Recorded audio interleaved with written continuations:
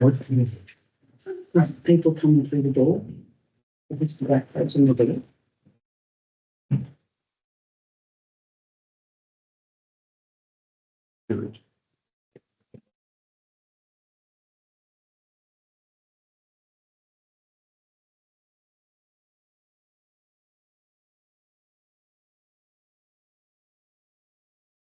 Good evening, everyone. I welcome you all to this meeting of the Oberon Council. This meeting will be live streamed via Teams, webinar facilities. Recordings of council meetings or part thereof can be copied, recorded or reproduced, reused or transmitted out without the prior written consent of the General Manager. The meeting is being recorded and will be publicly made available on Council's website. Persons attending the meeting should refrain from making any defamatory statements. I'd ask everyone with mobile phones, please, to put them on silent, flight mode, or turn them off. Council acknowledges that this meeting is being held on the traditional lands of the Wiradjuri, Gundungurra and Darug people and respects the history and culture of the elders, both past and present. We're going to the prayer now. Johnny, we all stand please for the prayer. Let me pray for us. Please bow your heads. Our loving Father, we thank you for the freedoms that we enjoy in our great country, Australia. As we gather here this evening, we're particularly thankful for the freedoms in our political process. Thank you for this wonderful town of Oberon, for its beauty, the friendly and loving community that we enjoy here, and for all the opportunities that our town brings for those who call it home. We thank you for, Lord, looking after our area. We pray for more rain, and that you continue to bless our farmers. Father, we bring before you each of our town's elected councillors this evening. Thank you for their commitment to serving our town and its people. Bless each one as they fulfil their commitments to this office. In your strength might they govern honestly and with integrity. We ask your blessing over this meeting this evening, that the decisions that are made here would be in the best interest of our town and its thriving, which is ultimately under your care. Give all those present here the wisdom and discernment they need for all that needs to be achieved this evening. We ask all these things in the name of Jesus, our Saviour. Amen. Thanks, John. Thank you very much. Record of attendance, we have no apologies or leaves of absence this evening. Council present. 4.2, I'd ask that Michael Cry stand. A by-election was held by countback following the resignation of Councillor Jill O'Grady. The Electoral Commission declared the results of that by-election on the 4th of March, and we're very happy to have Councillor Michael Cry as our new councillor. Under section 233 of the Local Government Act, a councillor must take an oath of office or an affirmation at or before the first meeting of the newly elected council. Councillor Cry has determined to make the oath, so I'd ask if you could read the oath, please. Thank you.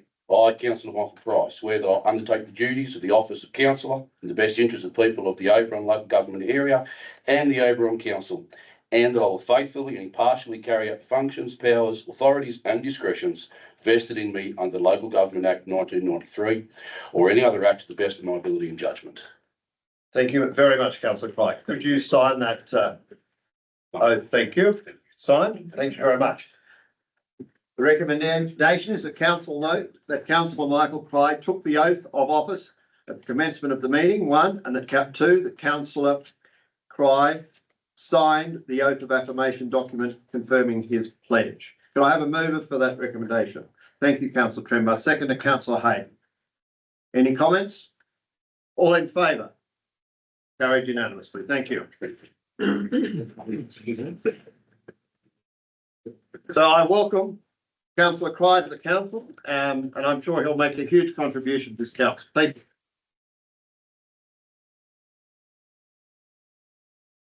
Five, are there any declarations of interest, pecuniary or non-pecuniary, by councils for this meeting? Okay, there are no declarations of interest. 6 is presentations, and I note that we have a presentation being provided by Matt Armstrong from NBN. He's the Regional Development and Engagement Manager. Matt, can you please come forward and give your presentation, please? Thank you. I'll just have a do apologies for my back being turned. So thank you, Mayor. Thank you, Deputy. councillors, Gary and executive. As I was saying, yeah, I'm the Regional Development and Engagement Manager for NBN. So as part of that, Oberon is a key council in my area and one of my key stakeholders. So what I've come tonight to do is to talk through a couple of upgrade programs that NBN has been rolling out. And they're quite timely because you may have noticed that there are some crews in the streets of Oberon Township at the moment rolling fibre out. So I'm going to do my best to stick to about 15 minutes. I'm happy to take questions as I go. If there's something that I've said that's sparked a thought or a question, I'm happy to delve into that. But I will be doing my best to stay at 15 minutes. So I'm going to roll through some of the slides relatively quickly. Unfortunately, because of the size of the pack, Sharon has to give me a hand to roll through it. So we'll do our best to do that. So I wanted to start with just a bit of a snapshot of what the Oberon LGA looks like from an NBN network perspective. So we talk about the NBN network, but in fact, it's a range of technologies that provide NBN services depending on where your premises is. So we are a business that connects to premises, and that's different to the mobile broadband network that uses mobile phone technology. So in Oberon, there's about 4 out of 10 premises are connected by a fixed line. The fixed line is going to be either fibre all the way through to the premises or a combination of fibre and fibre. And so that's something I'm going to delve into a little bit more when I talk about the fibre upgrades that relate to fixed line. About one in three, just a little bit over 1 in 3 premises are connected via fixed wireless, and that's the technology that I'll also explain a bit further on. But there's an antenna on a roof and it communicates with a tower via 4G, 5G technology. We call it fixed because it's a point-to-point system as opposed to the mobile broadband. So it's not a roaming service, and that's why we use the word fixed. And then also about 1 in 4 premises would connect via satellite. So when I say connected, these premises may not be connected, not everybody's connected, and we can see the percentages of activation down the right-hand side there. So we know that fixed line carries the most traffic. It's usually a 60 to 70% activation rate, and that drops down to satellite that has about 1 in 3 of the properties that could connect via satellite do connect via satellite. Thanks, General.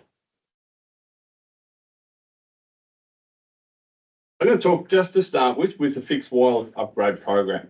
And in fact, that's been completed in this region for about 8 or 9 months now, but I'm just going to quickly run through that as well. And I'm going to start by just doing a little bit of a 101 about fixed wireless,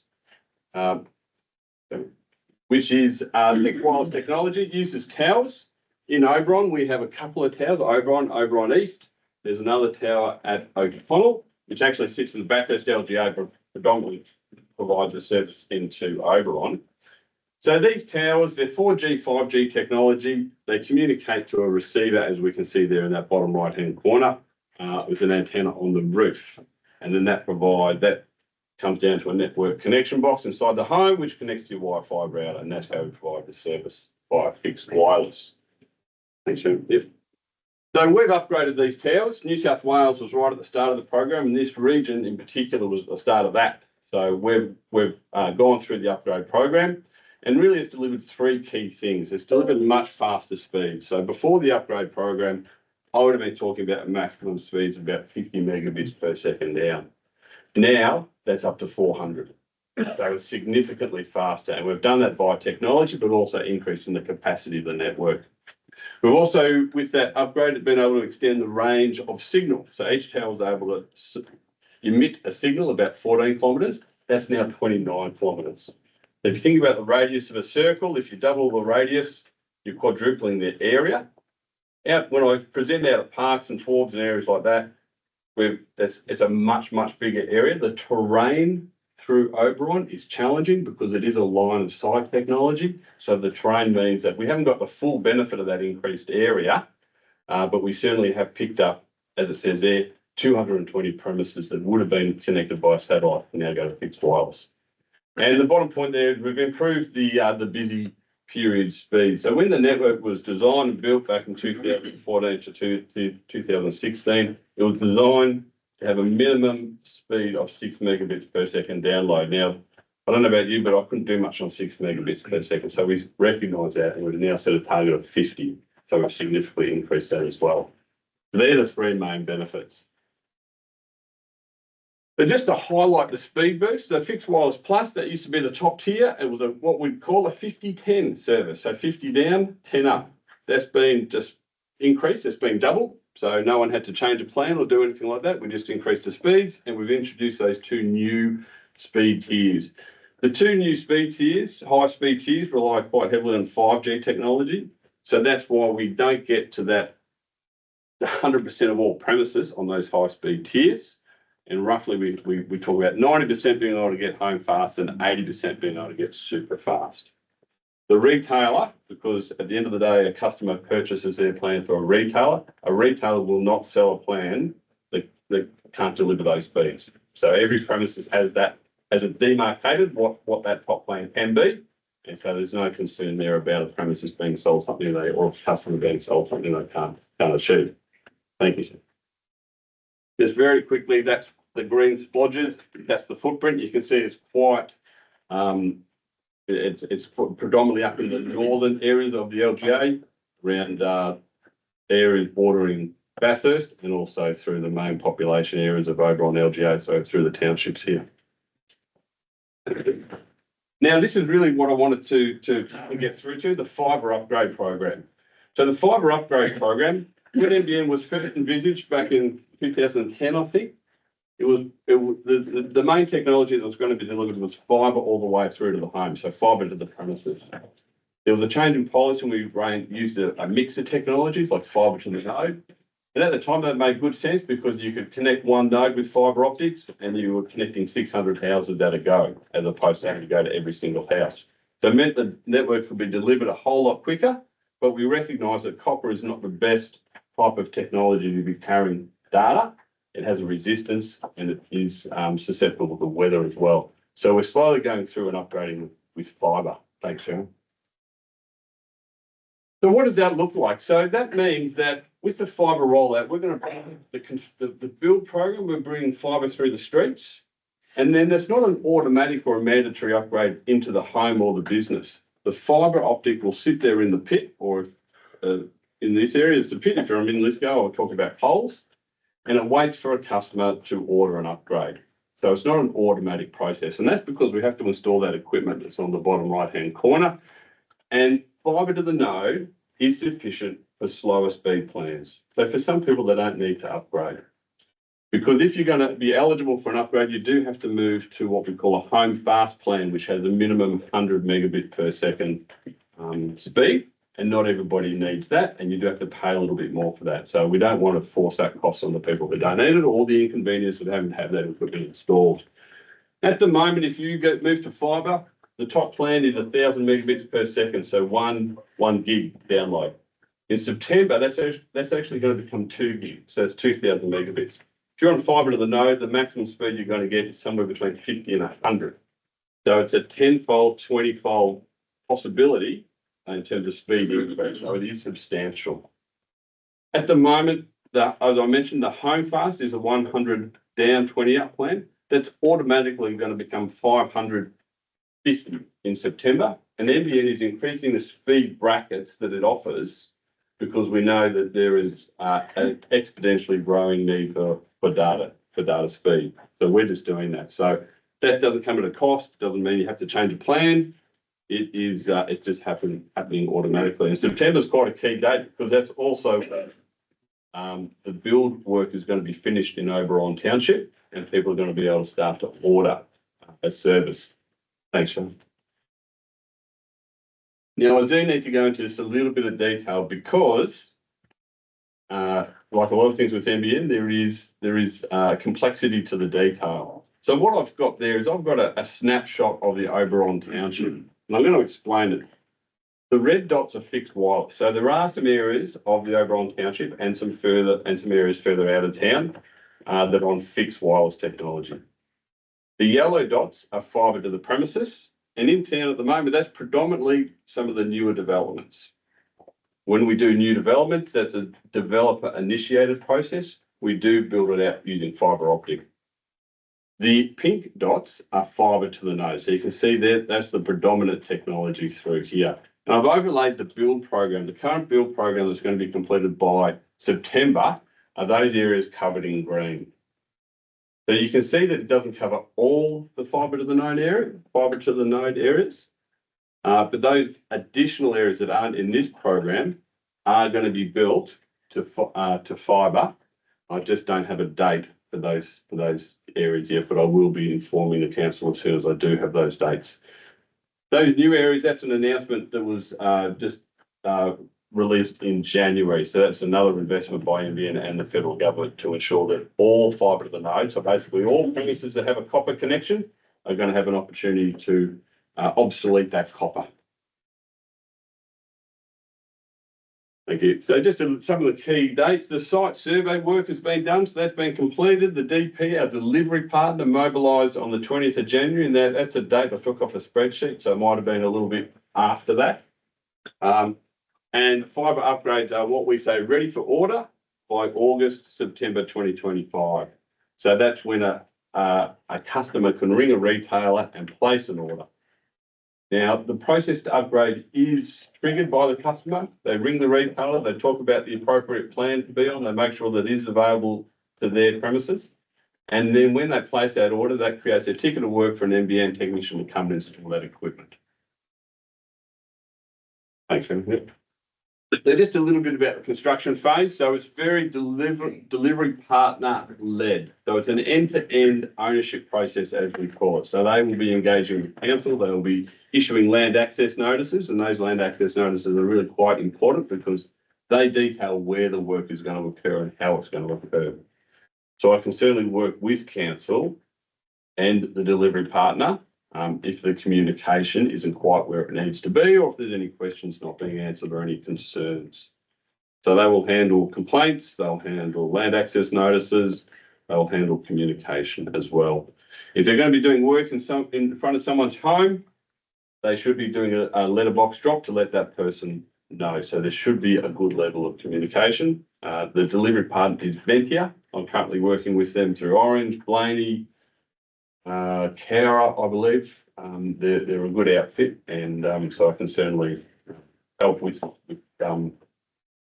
any engagements there that need to occur. Thank you.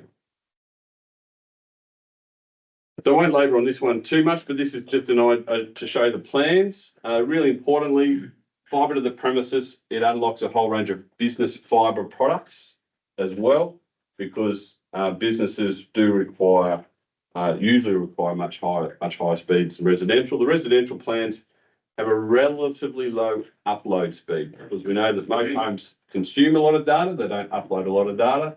The business plans are a bit more symmetrical. They're not quite symmetrical in terms of those upload and download speeds, but they're more symmetrical.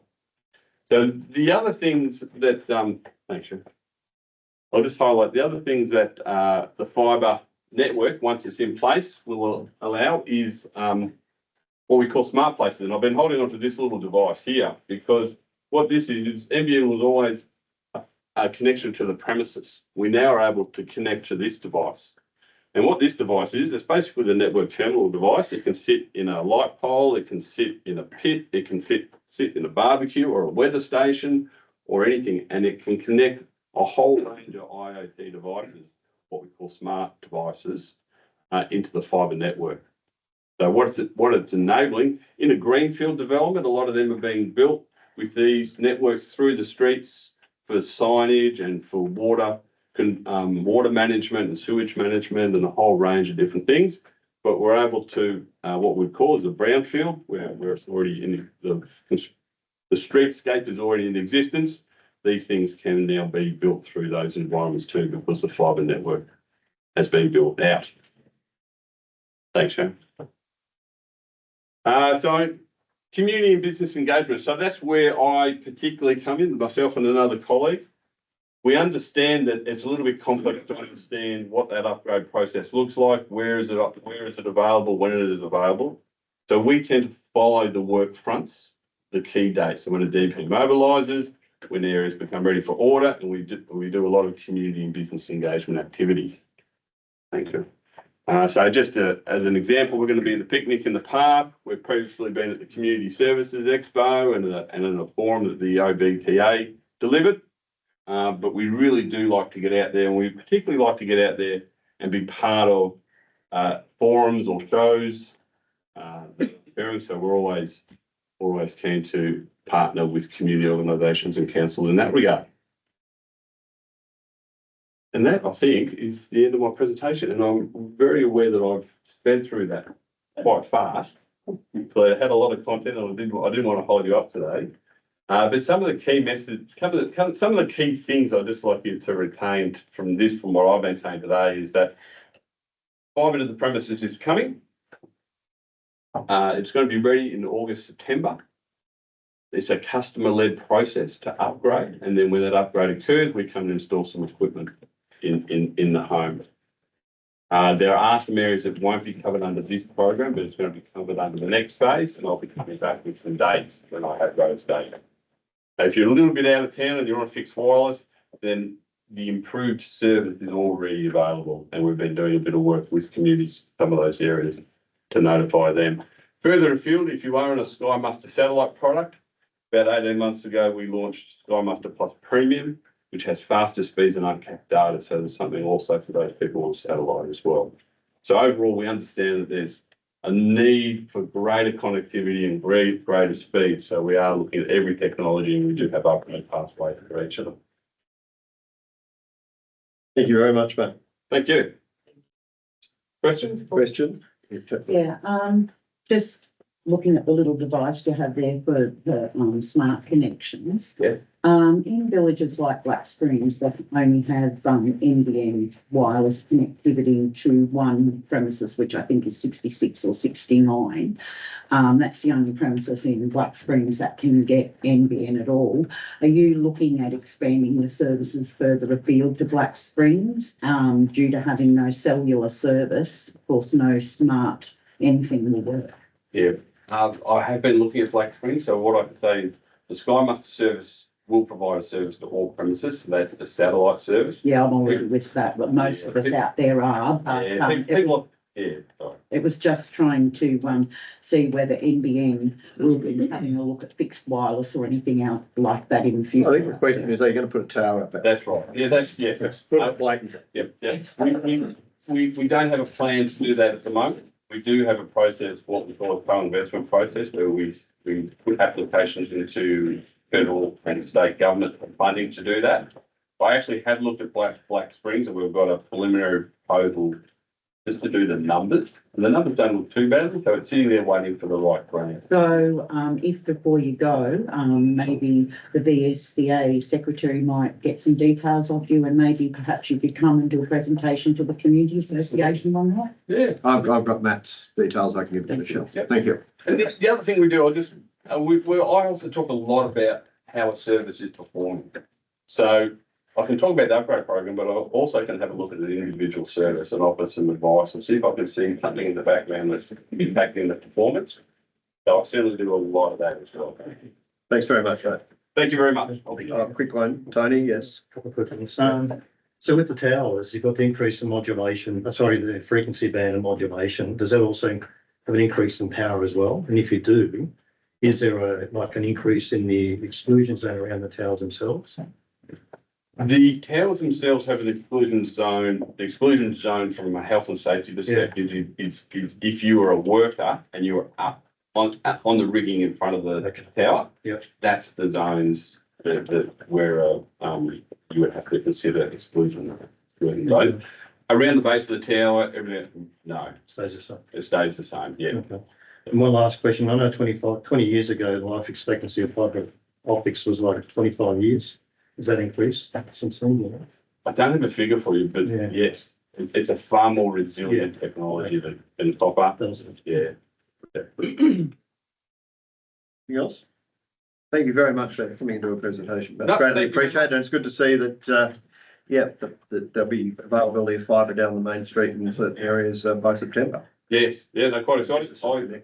I've got a few business cards I'm going to leave on the table over there, so I'm more than happy to look at individual cases or assist members of the community if you'd like to direct them my way. Right, well, I think Black Springs will probably be in contact. Yes, very good. I look forward to it. Thank you very much. Thank you for your time.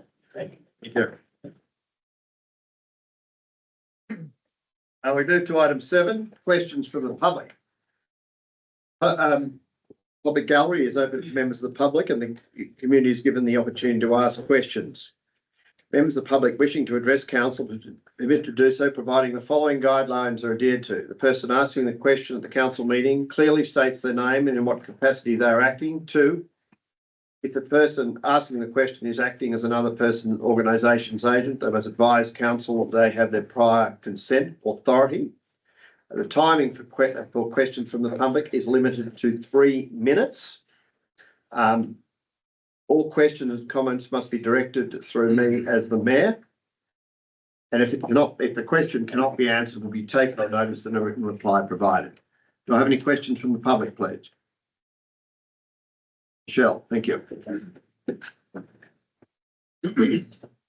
I'm a bit nervous, sorry, never done this before. So I'm Michelle Swan, the Secretary of Black Springs Community Association and just a member of the public. I have 3 or 4 questions if that's allowed. One, obviously, the Telstra Tower. Bit disappointing the way that it's turned out, where all that work has been done and we're now frustrated once again, and I think it's been completely called off. At some point, I'd like to know how we're going to move forward with that and what support we're going to be able to have from the council.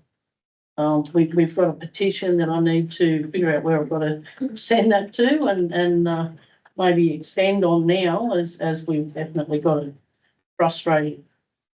So in relation to that, the General Manager and I believe are on a Teams meeting tomorrow at 11 a.m. with the Minister and someone from Telstra to discuss that issue. Have you got the Department of Land involved so that they can maybe? No, we believe we've got the answers on what they've raised. We don't believe there's any restrictions in relation to putting a tower on that. Yeah, thank you very much.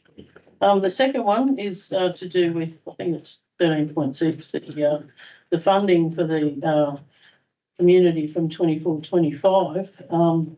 It was put on hold. It was approved for a table and chairs. It was put on hold due to the waiting for the master plan. So therefore, there's been an increase of $309 due to inflation and so on. Now, I believe in the agenda it states that suggesting possibly the council where that we send a letter asking for the council to cover that difference. And I think in the agenda there's a recommendation that be covered. However, it then be recouped out of the next round of funding, which I actually don't think is very fair because we've done a lot of work and that wasn't the association's fault that got held up. So I don't know where you stand on that. I'm not sure when the answers for that are available. Obviously, it's on the agenda to discuss later. It's on the agenda in 13.6.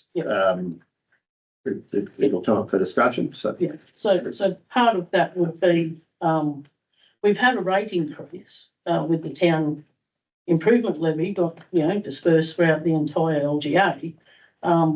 So I don't think that's part of the reason where I think there's a bit of an issue if the village has to wear that or the association has to bear that cost because we're really not getting anything for that rate increase. We've even lost our tip, which I don't believe many of the members of the community are even aware that that's going to be happening or that it has happened, and that's going to be another question. Well, I don't think you've lost a tip. The contractor is no longer doing the work. Council is going to do it in the interim.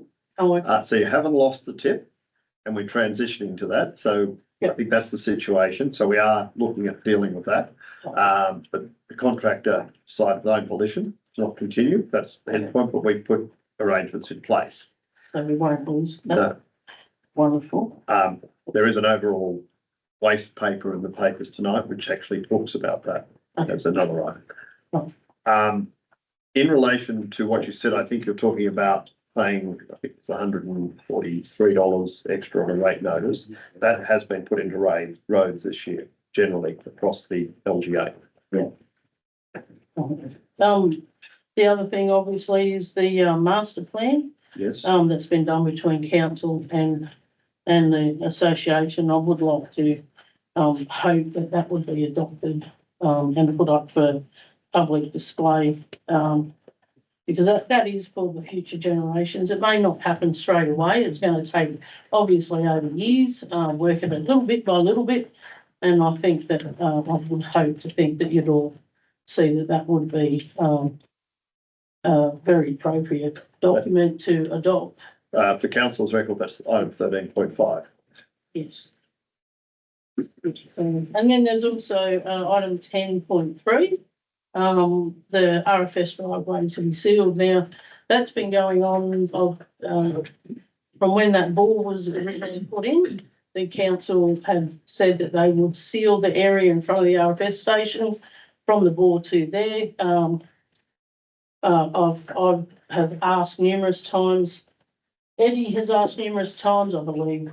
Damien, the previous captain as well, has asked plenty of times. We're still waiting for an answer as to whether that be done. So I'd like to support Councillor Helen's motion with the council actually do that.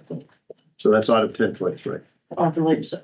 I think that's everything. Thank you very much, Michelle. Thank you.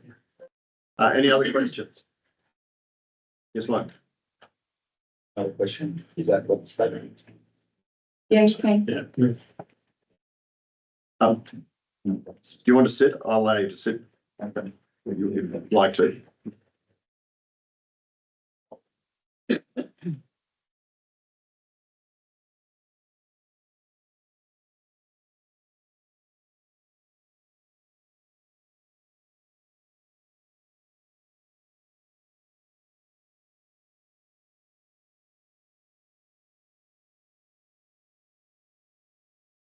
As you can see, I'm not fantastic. Oh, okay, hi, everybody.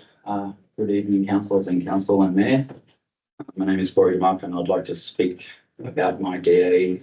I can't remember what it is, but I think it's really necessary. Good afternoon, council. I'd like to speak about my bike farm there.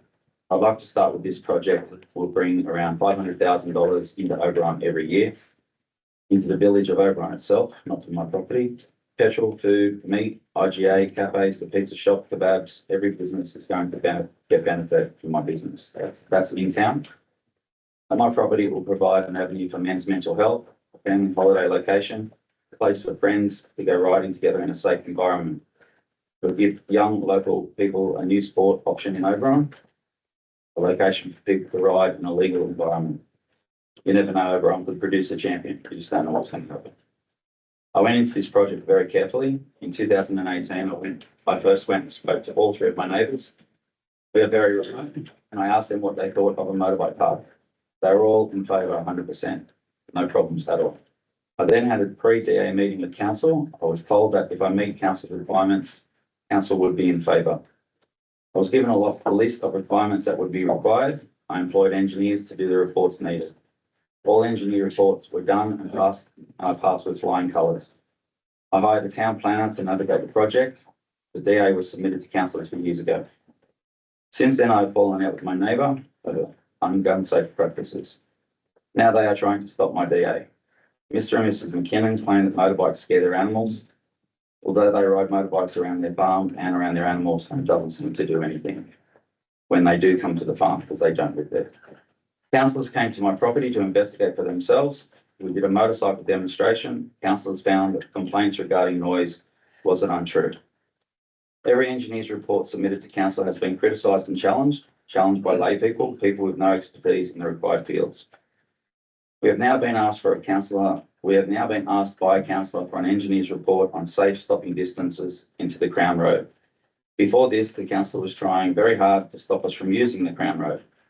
Crown Roads wrote a report saying they have no problem at all with me using the Crown Road. Now the councillors are challenging the entry into the Crown Road.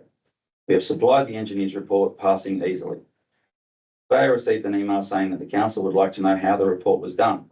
Again, we have a layperson questioning an engineer. The councillor asked for the traffic report to be done in accordance with Ausroads standard, which is 300 metres of sight on a main highway between towns going directly into a driveway. We are not on a main highway or between two towns, and we are not turning into a driveway, but are turning off basically a dead-end road into another road. The traffic engineer informed that this situation comes under Australian Standards 2890.1, which I passed easily. Only one or two properties along Arkstone Road would pass under the Oz Road standard. Mr. and Mrs. McKinnon's run a commercial cattle and sheep farm. They do not live there. It is strictly for cattle and sheep. Their property entrance is on the main road on a corner. Their entrance does not pass Oz Road standard, nor does it pass Australian Standard 2891.90.1, not even close. My neighbour worked for Oberon Council. She is friends with their planner, who also worked at Oberon Council. That shouldn't have relevance. Councils that seem to be going out of their way to put up roadblocks to my DA, which favours the McKinnons. I have now been forced to get legal assistance regarding the obstructions and the amount of money lost due to this process being roadblocked. It is Oberon Council's recommendation to councillors to approve my DA, as I have ticked all the boxes and passed all required reports. Today, there is no reason for this DA not to be approved. If it is not, then I have no choice but to lodge with Land and Environment Court. Then the individual councillors that are trying so hard to stop this DA personally can explain themselves in court. I would like to thank council for listening, and I would hope that tonight goes through smoothly and we can all move on with our lives. Thank you very much. Thank you. Next question or your statement. Any other questions? Yes, yeah. Good afternoon. My name is Wendy Stanton. I've been selling plants at the Oberon markets and at my home as a hobby on some weekends. In August last year, I received a letter from council which asked for the plant signs to be removed and to not advertise on Facebook due to one complaint. After several months, I decided to put the sign back out and re-advertise, as I thought it was unfair that everyone else around town could have a hobby and sell their items, but I couldn't. But after this, I received a second letter which stated I was no longer allowed to sell or even give away plants, and no one was to leave my property with a plant. During the whole time, I have contacted council multiple times, seek advice and set up meetings on how I could sell the plants from home, but never got a response from them how I could keep the hobby going. If I am closed down, multiple people, including young and old, are going to miss out on valuable local items and advice, and will have to travel to either Bathurst, Lithgow or further. A petition was created online yesterday to show how many of the local community supported me by keeping my hobby going. Already I have 365 has signed the online petition. Over 380 comments have been made and 65 have signed the petition at the news agency. I'd just like to ask the council staff, how could I actually sell my plants as my hobby from my home? Thank you. I understand you do have a meeting with the planning director on Thursday. Is that correct? Yes, I finally got one, yes. So I think those things will be addressed. I think you've already had a meeting with him previously, but I think you're having a further meeting on Thursday. Yes, So I think that's the best way to approach it. Yeah. I'm sure he's received all the information from it. Yes, so they're just not addressing why you're not allowed to sell plants in Oberon from your home, like as a hobby. Or even grow a plant to sell it, you know. Well, I think he will address that and fully explain the situation. We are limited by constraints put on us by the New South Wales government and other issues. And I'm sure Mr. O'Shannessy will explain all of that to you on Thursday. Okay. But we have received your communications and the meeting's been arranged. So, Yeah. Thank you. Any other questions from the public? Yeah. My name's Vicky and I'm here in regards to item 13.4, recreational facility and accommodation. I've raised a number of issues that this application has, noise impact, trespassing, access, Crown Road, emergency meeting point, location of the development, just to name a few. The council has failed to adequately consider and address all issues raised by us as adjoining landowners prior to and up to now associated to the development. Furthermore, the council has not fulfilled its responsibility to protect the interests of adjoining landowners through the conditions proposed, and information provided by the applicant to date has been inaccurate and misleading. So why has council recommended this application for approval without being provided correct information and all issues being taken into consideration? It's disappointing. This proposal for a recreational facility and accommodation will significantly impact us as adjoining landowners and our right to farm. Thank you. Thank you. Any other questions from the public?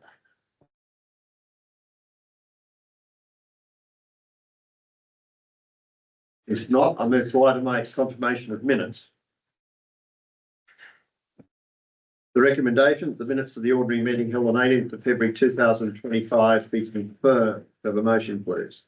Councillor Hayden. Yes, Mr Mayor, I'd like to move a motion, and I think I've sent some information through to Sharon regarding some amendments that need to be done prior to accepting the minutes.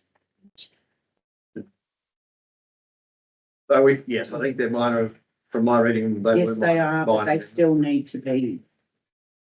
Yep, as long as they're fixed, I'm happy to move. Seconder, please. Councillor O'Connor. Any discussion on those minutes of the 18th of February 2025? If not, I put the motion. All in favour? Carried unanimously. We move to 9.1, mayoral minute and report. The recommendations, the report item 9.01 is received as information. The mover, please. Councillor Leveris, Councillor O'Connor, thank you. You've been sitting on your fingers, Mr Mayor, so well done. Councillor O'Connor. Mr Mayor, I do apologise. I meant to write to you just about a few points, only very brief explanation required. I'll just run through them. Yeah, Next time I'll send. No, that's fine. 21st of February, the meeting with Central Tablelands Wheeler, was that in regard to advising them that we will be seeking tenders? That was part of it, but it was the Central Tablelands Weeds Authority meeting that I attended as a delegate. But they were advised, yes, that we would be seeking competitive tenders on the roads for Australia. Thank you. And 13th of February, if you could include 13th of February with 27th of February. Were those meetings in regard to the DCP and social and economic impact analysis? Sorry, the meetings or the correspondence? Sorry, that was correspondence, sorry. 13th of February and 27th of February. Were those letters received from those two bodies? Were they in response to our letters? The planning framework one I thought was in response to our letter about whether they'll go follow our DCP. Yeah. That was correct. That's correct. And the 27th, which one's that? Same. So we haven't had a response regarding. Oh, no, the 27th one from Forestry they said that they would not be funding an economic and social impact analysis of wind farms. Are you possible to get a copy of that? Yes, certainly. I thought it had been. Yeah. Thank you, Mr. Mayor. Yes, Councillor Hayden. Yes, Mr Mayor, just a couple of questions. 18th of February, meeting with Helen Lowe, just wondering if that was anything important. Yes, I've got to get back to her. She was requesting maybe some notices be put on notice boards, Oberon, to assist the older people in knowing about events, basically. And 13th of February, the correspondence that you had in relation to Jason Green, a wireless for you. I think I also sent you an email just recently as well, addressing some issues. How did your correspondence go? Well, I haven't heard back from him. I was awaiting from you actually, because the correspondence you had with Lockhart and Schmidt. Yeah, the correspondence wasn't an email. That correspondence was Facebook posts, and I filled out a large email that I've sent through you with various stuff. So when was that today? That was the day before yesterday. Well, I must have missed it. I thought, I hadn't had a response. Okay. No. So when we get around to that, then we can have that discussion. Now, the 4th and the 10th of March correspondence relating to the Honourable Rose Jackson, have you managed to get a meeting? Yes, for we that? have. It's on the 26th. 26th of 4 p.m. March. Okay. And the 5th of March regarding Senko's Hole, what was that in relation to? Just some access? I imagine? A constituent was requesting what the situation would be if the land surrounding Senko's Hole was sold Mhm. and what conditions council would put on it. As the surrounding land is RU1, there are very little conditions that we can put. We can only make, they have to be aware that the actual Senko's Hole is Crown land. Mhm. That's it. Yeah, okay, thank you. Nothing further. Any further comments? Recommend the motion, all in favour? I've got a 9.2. And it's subject to a mayoral minute under 9.6 of the Code of Conduct, the Code of Meeting Practice. As the mayor, I put to council in the form of a mayoral minute the following for adoption as a resolution by council. 1, council considers that Councillor Hayden has conducted herself in a manner that has and is likely to bring the council to disrepute due to her offensive and disparaging remarks on social media directed against community organisations, staff and individuals in the Oberon community. B, conduct herself in disorderly manner at meetings. C, directed staff to exercise their role. D, conduct herself improperly on social media and in meetings. And E, intimidate persons by her conduct on social media and meetings. 2, Councillor Hayden should fully comply with the Code of Conduct, Code of Meeting Practice, staff interaction policy and obligations under work health and safety legislation. Can I have a second, please? The background to this is that staff and I have had continual complaints from members of the community about social media posts that people feel they've been offended and disparaged. And council staff have complained about interactions with the councillor, as have community organisations. There have been occasions where Councillor Hayden has improperly directed staff members in the exercise of their role. This conduct, I believe, as the mayor, has brought council into disrepute. And council believes the situation is now untenable and that Councillor Hayden cannot continue with this behaviour and needs to rectify the behaviour. I, as the mayor, do not want a situation where this behaviour will lead to council being served by the Office of Local Government with a performance improvement notice. That is why I've put this mayoral minute forward. I have a number of posts here that I can read that indicate or provide the evidence of such conduct. There was a post, for instance, by Councillor Hayden that said, and it was in relation to a meeting at Black Springs Community Hall. Tomorrow between 2 p.m. and 7 p.m. at Black Springs Community Hall, Stromlo will have a drop-in session. Now, these people seem to think it's okay to run our community flashing the cash, bribing in better words, members of our community, $100 a year off your power bill. What a joke. Grab your data. No security and data protection to bribe you for a social licence. But it gets better. They're paying Rotary $1,500 to host a barbecue at Black Springs Hall for Saturdays 10 a.m. to 2 p.m. drop-in session. Worst of all is Rotary accepted this money, a bribe to buy social licence. Another one. So I gather after reading your post above that you think I owe an apology. Aha, no way. I put up with people traipsing into my community, throwing their fake weight around. And then continuing on in that post, gee, lucky you don't live here. I didn't think I used any bad language. At least I own my shit, love.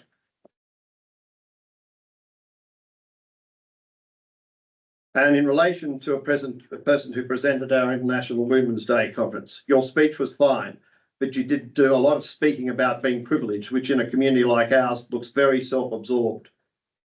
It's hard to get people to speak at our International Women's Day event and others, and to do that to one of our speakers. In another way, one she said after a former mayor was made the local woman of the year in the Bathurst electorate, Kathy Sedgwick. There are heaps of women in Oberon and Bathurst electorate very deserving. In relation to O'Connell, there have been a number of posts in relation to that, some of which I can refer to, but in relation to an OAWT signs, yes, I'm guilty. I'm over OAWT signs in our main street. Tourists have had enough of it. Businesses have had enough of it. I ripped them down and tossed them into the feckless Frank's yard over the hype of garbage without facts and lies upsetting this community. If I had the opportunity, I'd get a damned wind turbine blade and shove up Frank's sun don't shine area. Council's requested to remove the signs, and he doesn't. When they are removed, he puts them back up. Time for fines. And one in relation to staff. We at Oberon Council have a new director of tech services and a new works engineer. So they think they can start work with Oberon Council, be there for 6 whole weeks, and now send through absolute garbage and start decommissioning some of our parks in our community that are near and dear to our hearts because they feel they don't meet requirements.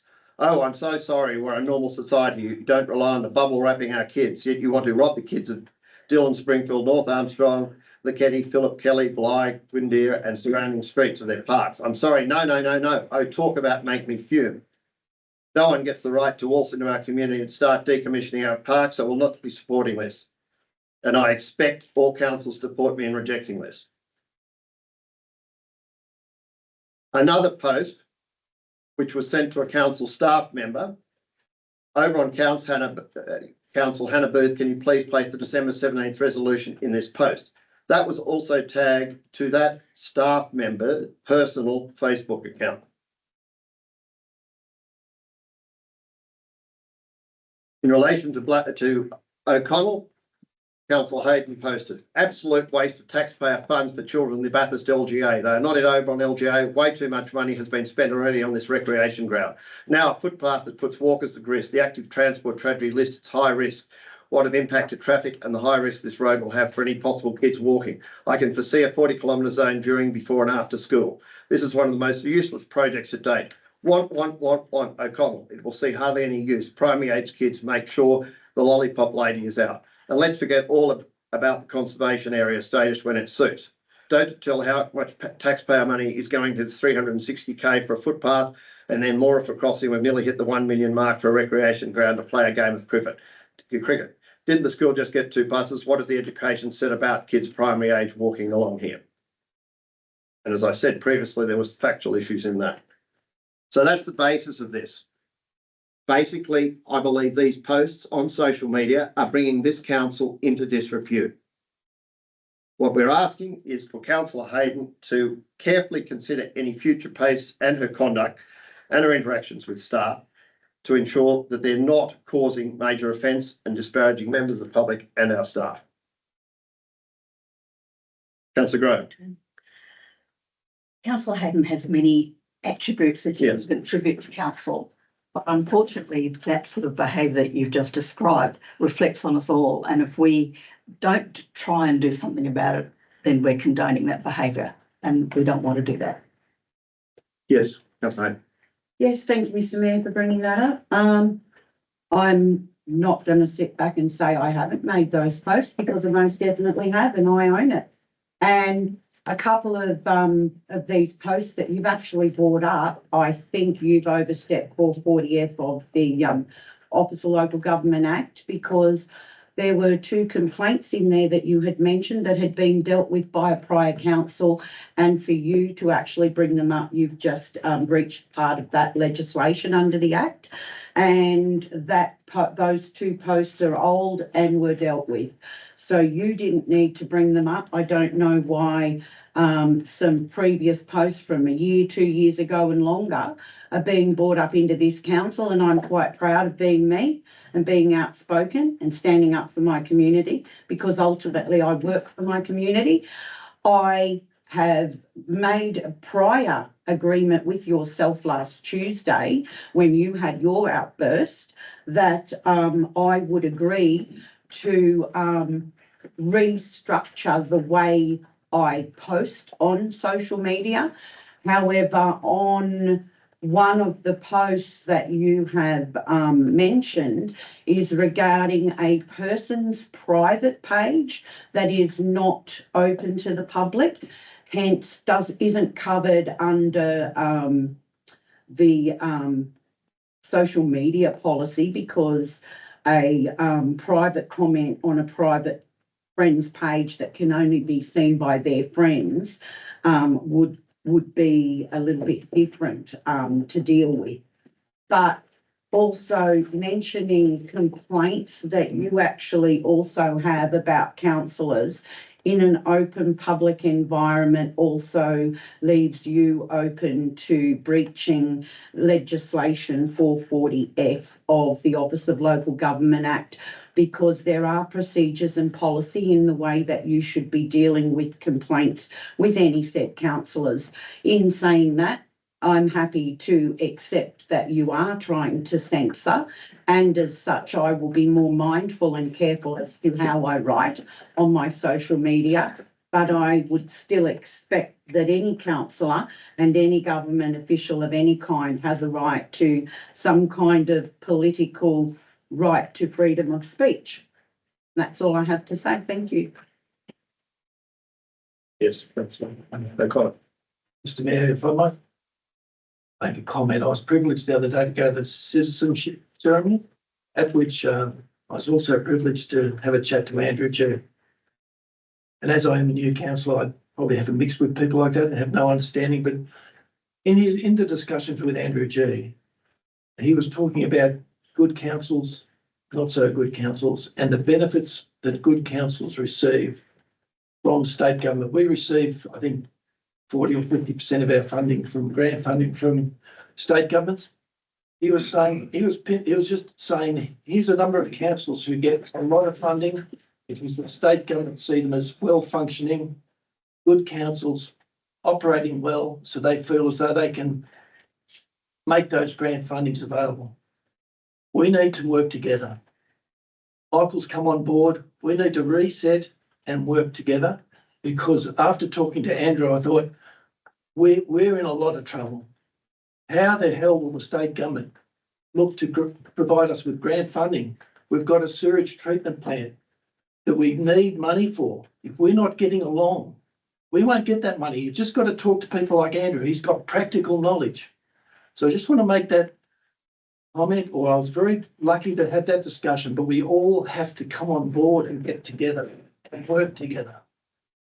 Thank you. Anyone else? Right to reply. So Councillor Hayden, I thought very long and hard about this, and I know there was a discussion last Tuesday night. I suppose my concern is, and I'm glad you raised the meeting last Tuesday night, and it is in all our interests as Councillor Connor to be unified, and that's what I want us to be, unified and strong. But at last Tuesday night's meeting, when a councillor was not sitting there, when I thought the message had got across, you referred to Councillor Trembath as, I'm not going to be dictated to by that blonde thing. That is what you said, and I incensed me as to how you could address one of your fellow councillors like that. And I apologise, Councillor Trembath, that I have had to repeat the statement. I know you weren't there. But I was prepared to leave the issue until I heard you say that. And I thought, this council is not getting through to you. You know, you may not like someone. We all have to work together as a council for the best interests of our community. And I tried to get through to you, but when you did that, unfortunately, I believed I wasn't getting through. I may have been wrong, but you did make the comment. Or you're denying making the comment. I can't speak. You No, just had a right, I'm to replying. All right. So that's why, and I don't believe I've breached 440F. I haven't referred to any complaints. I have said, and I have read these things directly. I have read them directly.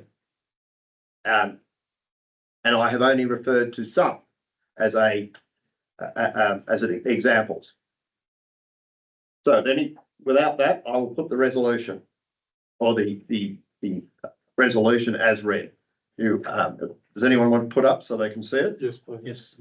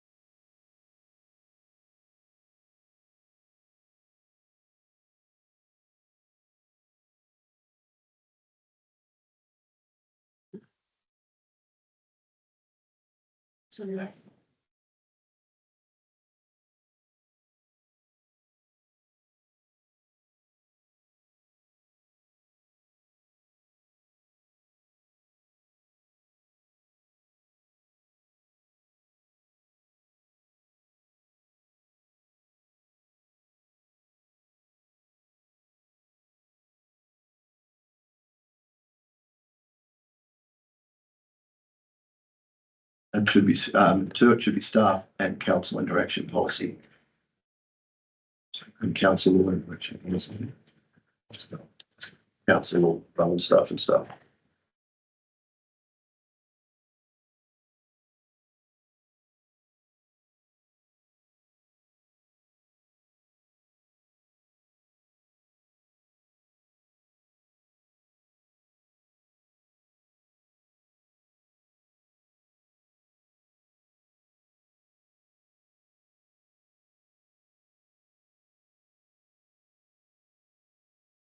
Right, I put the mayoral minute in two parts. All in favour? Councillors McKibben, Trembath, O'Connor, Graham, Tucker, and Fry. Against? Councillors Leverers, Hayden and McCarthy. You putting your hand up? Don't have to. So you're voting against or for? Against? Well, if you don't put your hand up, Mr. Mayor, if you know the rules, Yes, you right. don't have to. You're abstaining? Or No. you're voting against, right? Okay, let the motion carry.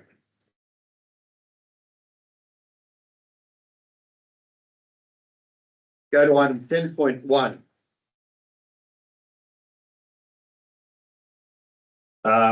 This is a rescission motion.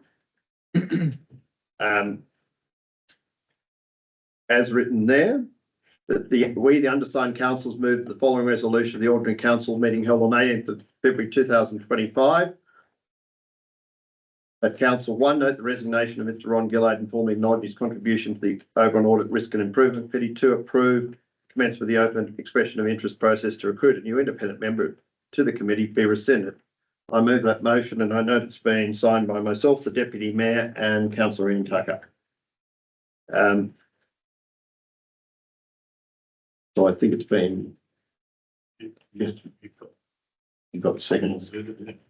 So the reason for this is that the employment that Mr. Ron Gillard was going to has fallen through, and he's acknowledged that he's available to continue on the Oberon Audit Risk and Improvement Committee. So as he was a valuable member of that committee, that we have agreed that his resignation should be annulled and he should remain on that committee. All in favour? Passed unanimously. Thank you. We go to 10.2, Works Working Party. Motion is that the meetings of the Works Working Party be held quarterly. Two, the draft terms of reference for review and update of the Morrison Low report be prepared and considered by the Works Working Party prior to seeking proposals. Three, that expenditure and progress report for all capital works projects be provided to each Works Working Party meeting. The mover, please. Councillor Tucker, seconder. Councillor Hayden. Councillor Tucker. Thank you, Mr. Mayor. Most of the argument is already in the printed papers, so I won't spend too long, but just to add a couple of further points to those motions. I note the comments in the GM's note that there have been some informal discussions on works-related matters over that previous period. I had certainly not realised or considered them as being working party meetings. I see that working party operating very similar to the sewer working party, where that's what the meetings are called, and any recommendations that working party wants to make, that triggers a report back to council that can then make a resolution on those matters. So that's the way I see that working, and I think we need them to happen regularly simply because of what a big part of our expenditure works matters are. So it's to enable more informal and detailed discussions on things rather than being limited to the sorts of discussions we can have informal meetings where all you can do is vote either for or against a particular motion. So that's the idea of converting it to a working party. In the second part, where it refers to the Morrison Lowe report, as I stated in my comments, that's now 5 years since that was completed, and it is now due for review, and that's what the previous council felt should happen, and the GM has previously stated it's due to happen during 2025. And so the point of this motion is that I would like to see the terms of reference for that review come back to us before we get proposals, just to make sure that it is going to cover the things that we as the council want to see covered in that review. So for a couple of examples of the sorts of things I'll be making sure are in there is stuff about investigating and designing projects properly before we start work. We've had a number of problems, such as on Abercrombie Road, where failures have occurred, and I'm simply not satisfied that we are going through adequate investigations and design, and it's costing council a lot of money. Similarly with resealing, I felt that wasn't adequately covered in the original Morrison Lowe report, so I'll be pushing for a more detailed examination of how much we'll need to be putting into resealing in order to maintain our roads in a good condition. And the third part is progress reports, including expenditure on all capital works, to be provided quarterly, so that we can satisfy ourselves as a council that projects are on track to be completed within budget. So that's pretty much all I want to say. I'll just add briefly that I do support the comments in the GM's notes about developing a charter. I think that's a perfectly good idea. And Mr. Mayor, I would suggest that we might vote on each part separately in case there are councillors who want to support one, but not all of them. Thank you, Mr. Mayor. Yes, I'm happy to support. Yes, councillor. I'm happy to support councillor Tucker's motion. I did want to add an amendment if councillor Tucker is amenable to that, and that's changing around and adding point 2 in there. I have sent it through to Sharon previously and to councillor Tucker that a charter be developed to outline the roles, responsibilities and objectives of the Works Working Party, and number 2 and 3 end up 3 and 4. And I'm happy to accept that as a minor amendment. It's along the lines of what I just said about the charter, so I'm happy. Anyone else? I've got some questions if I could take. I'm a little bit confused at the moment. I thought we currently did have a Works Working Party and it was being held 6 monthly. Is that the situation, or we have a commit? That's what I read from the general, from what I recall from the recommendation, because I thought it went back to being a Works Party, a working party. Yes, that's right. We did decide to change it from a committee to a working party and to have it 6 monthly. But that's my point, that I'm not aware of any meetings since then that I thought at the time fit into being a working party meeting. There's been some other discussions, but I didn't think they were the working party, and that's my point, that let's get these meetings going and change it. I think they need to be quarterly rather than 6 monthly. So that was part of this motion, number one. So 2, for a review and update to the Morrison Low report. So what you're suggesting is that we do a draft terms of reference for another entity? Or ARIC? Or who you, I'm just not sure who's going to do this review and update of the Morrison Low report, or are they going to do it? And that's a good question. I'm not sure about that at the moment either. The first step is to get some terms of reference.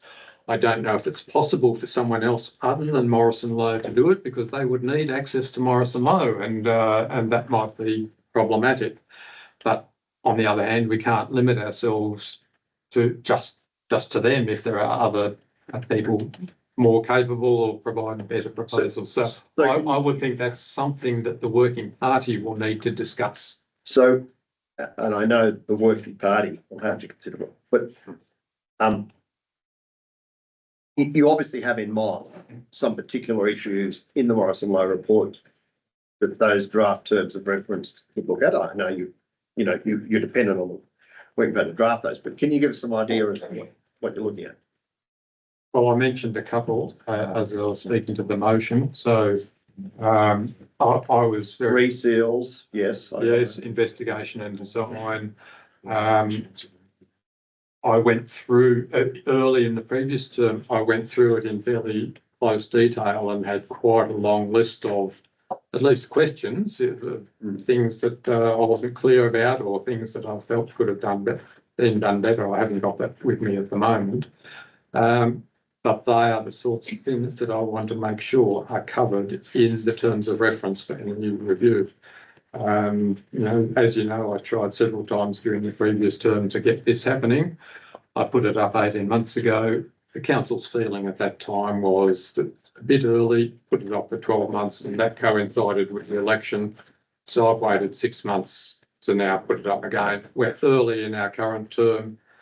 That's enough time for us to prepare the terms of reference, commission someone, get the report, and we'll still have a good period left in this current term to start taking the actions that I might recommend. So in 3, just going to 3, yeah, to have expenditure and progress reports for all capital works, are you talking about major ones? Do you have a value there, or are you talking about, because you can have some capital works on roads, etc., that are minor in nature? Well, I'm basically thinking of the projects that are on the capital works list in our budget package. So it's a single A4 page typically. So you're talking about having a Gantt chart as to how they're going to be scheduled, for instance? The most important thing is to see that we are on budget and schedule, because we've had any number of occasions where we've had requests to put more money onto projects that have gone over budget, and I think we deserve early warning of those sorts of situations so that we can make decisions as to whether we want to change the scope of works or allocate more money, or at least be forewarned that we may need to allocate more money. Right. Well, I just suggest in 3 that that we at least confine it to capital works projects on what did you say, on the from the IPNR documents.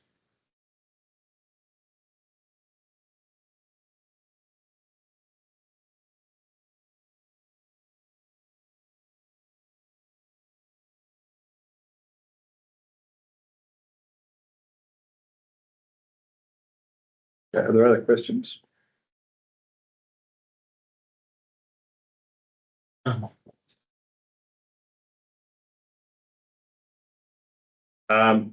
No, I think you requested that. Councillor McCarthy. McCarthy, do you have your hand up? Sorry. I haven't got a question, but I've got a statement going.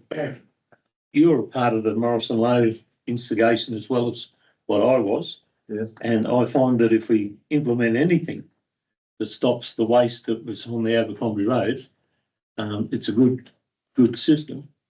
But with the financial statement that Mr. Tucker just spoke about, at the end of each year, we've got to provide that financial statement anyway. So all we're doing is if we've got a job and it finishes before December, we culminate all the finances and then store it. But the information could come back to council in December and say, yeah, we're on track or over budget. Because I don't want to see what happened on Lowesmount Road where that David, can't think of his last name, goes out there and tells the grader driver when we're 300 metres short of finishing the job, stop work, we're over budget. And that's what happened out there. And then we've got to finish the work anyway. But that's what David Basil went out and approached Saul's Graydon and he said, All right, well, look, I don't want we to need to get stop. questions about staff. Well, I understand what you're saying. it's the truth. But we keep the ratepayers and the people paying taxes, we keep getting the short straw because like Black Springs job, 161,000 now to rectify. We can't keep going that way. We'll end up like our neighbour, broke. Right, do you have any comments on the general manager? Mr Mayor, I provided my comments in my general manager's note. The reason why council resolved to revert back to a working party was an acknowledgement of all the work that goes into preparing these things at a staff level. This is reverting back to what council had previously resolved not to do in, I think it was in September 24. In response to that, council staff are looking to better prepare our QBRS reports and give updates on those types of things. We acknowledge that the Morrison Low report is at a point in hiatus where it reverts back to a normal level of service that we're looking to address. Councillors have been involved in an audit report directly relating to plant, which is one significant part of that Morrison Low report that staff had commissioned and have been working with for the last 4 years. I have the Works Working Party enable for flexibility for staff to call things when they believe that they were needed, and we acknowledge that we've had a couple in the past. Works isn't just roads. Works is anything in that. And a number of those things were reported in both the previous council and the onboarding of new council. The acknowledgement around the charter is something that we strongly support, as well as council, which from a staff perspective is appreciated, because it just sets the tone and the parameters around what would happen if this occurred. Just following Mr. Mayor, comments around the fact that it allows us to be aware of where budgets go off course, and we would like to think that staff are open, transparent, and do that if that was the case anyway. So it's but they would be my comments in relation to the request. So, no, it's right. Point of order, Mr. Mayor, Yes. you've had a right of reply, haven't you? Or has No. the right of reply been had yet? No, Because I just wanted the motion to be brought up on the screen because it's got an amendment. yes, I councillor. just had two comments. I understand that it's, we're not involved in ourselves in the operational, it's with planning strategy. And number two, because this seems to me a very important motion, we could all, I mean, it's not to say in 6 months' time, we can't review it again and say, how are we tracking with this? How's it working? You know, so we can always say in 6 months' time, 12 months' time, this has been fantastic or not. So Anyone else want to speak? But before you write away.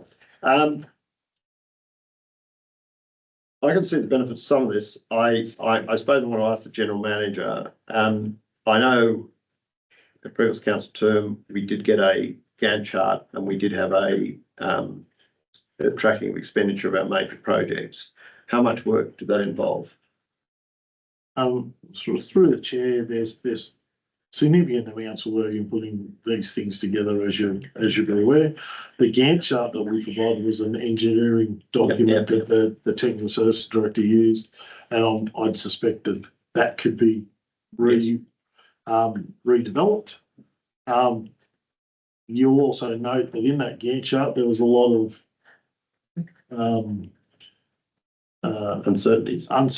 Thank you, built into that Gantt chart. So we as staff, we want to provide up to date and appropriate information to council if that occurred. So those things we've tried to develop as part of the change to our QBRS at council as well, and well attuned to those changes that are trying to be more transparent and open up those things. That is the way that we've tried to incorporate additional information, especially in relation to capital works projects. This is a decision for council. So if this was done quarterly, it could actually meld in with the QBRS.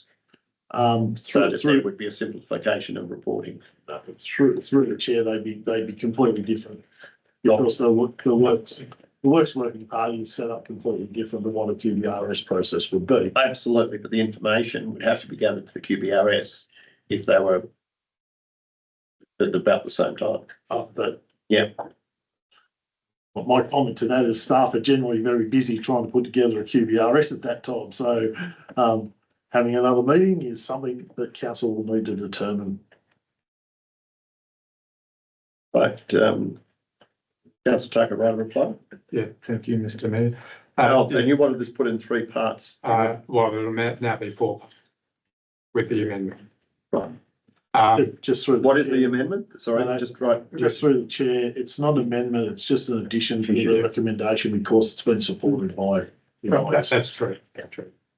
So if it could be voted on in 4 parts, would be useful. I think. Yes. Okay. And just a couple of brief comments about or you mentioned the Gantt charts. Mostly they show when projects are scheduled to be done for the remainder of the financial year, and that's not really the point of this motion. It's about making sure we get early warning of how expenditure is going and whether there's a suspicion that there would turn out to be a problem, so we can make early decisions. I have previously put up that to get this information too as part of the QBR. I'd be equally happy with that. It wouldn't have to come to the Works Working Party as long as we get it regularly. I can remember there been a couple of projects where we've seen end of project financial reports, but most of them, well, if they've come, I haven't noticed the figures. So that was the point of just trying to get some more early figures during the course of projects. And I also note Councillor O'Connor's comment that if we find this is not working as we want it to, yeah, we can review it in 6 months or 12 months or whenever. Thank you. That was all. All right. Well, unless anyone has an objection, I will put the motion in 4 parts. As 4 parts. If we want to treat them separately, someone would need to speak up. But all right. So I put the motion. All in favour? Passed unanimously. Thank you. 10.3 parking area at Black Springs Fire Shed. Alternate or amendment? Alternate. I'll foreshadow something. Alternate. I sent it through. You have a copy? Can you read it? It's very simple. Council seek advice from the RFS regarding the driveway and/or standpipe park requirement at the Black Springs Fire Shed.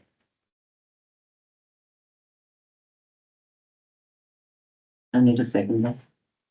Yes, I'm just waiting for it. You have it, Chair? Somewhere.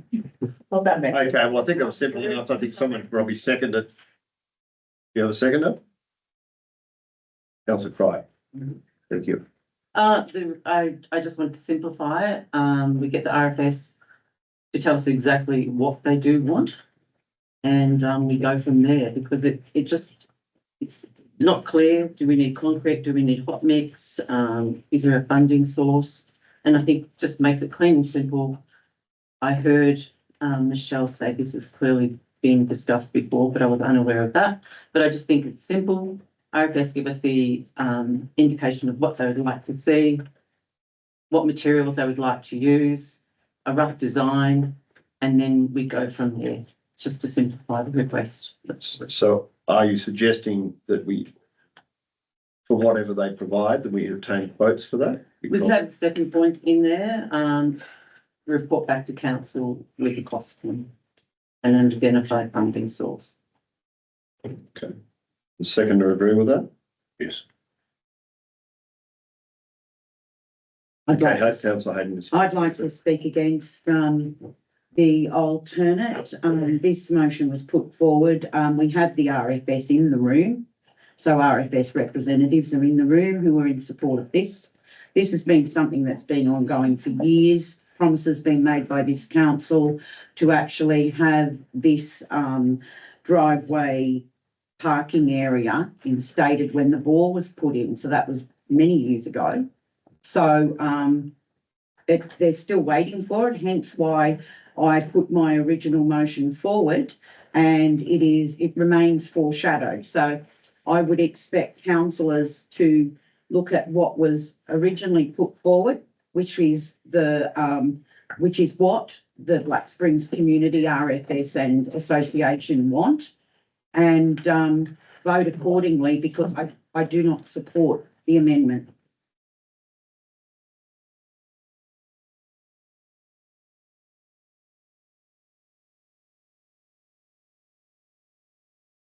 Do you want me to read it out again, Sharon?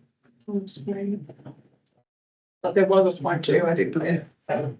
Report back to council with the vote and identify funding. Is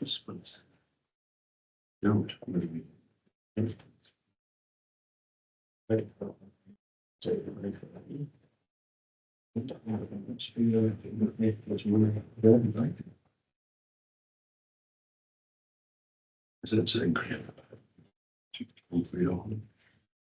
This between place and those kind of things. We would bring that back. If we talk to the others, yeah, I'm a little confused. I'm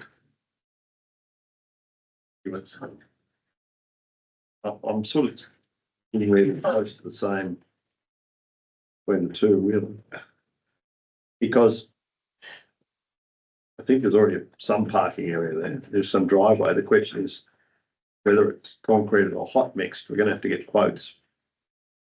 Then a report does come back to council, including a funding source, so that we then have the option to vote on it as to what the recommendation is. So I'm a bit, no.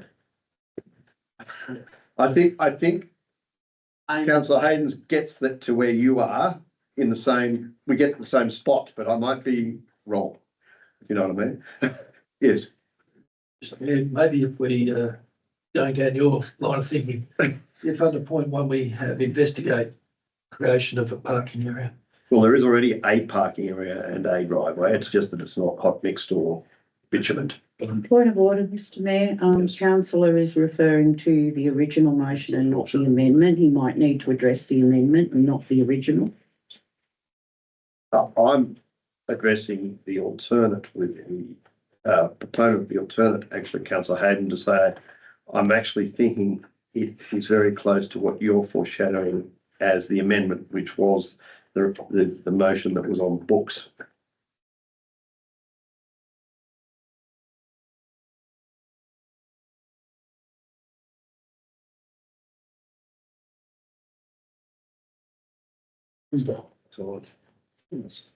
Okay, do you want to speak? You've spoken. Do you want to speak again on your motion?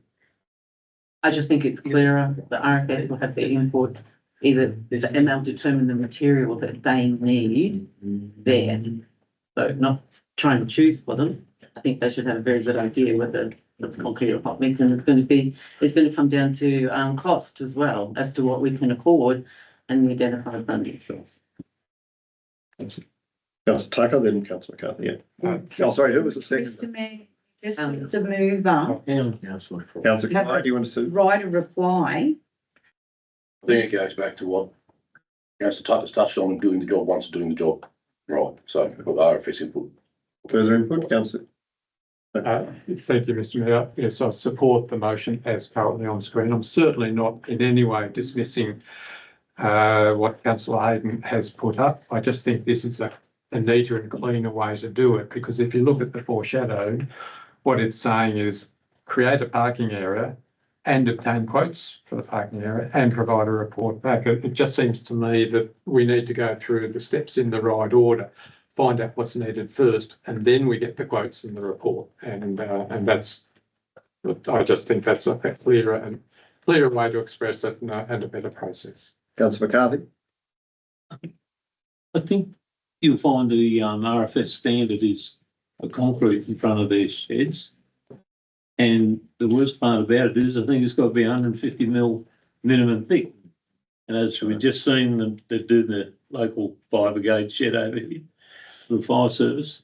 But if we're going to do the complete area up to the fill point and everything like that, it's going to cost an arm and leg.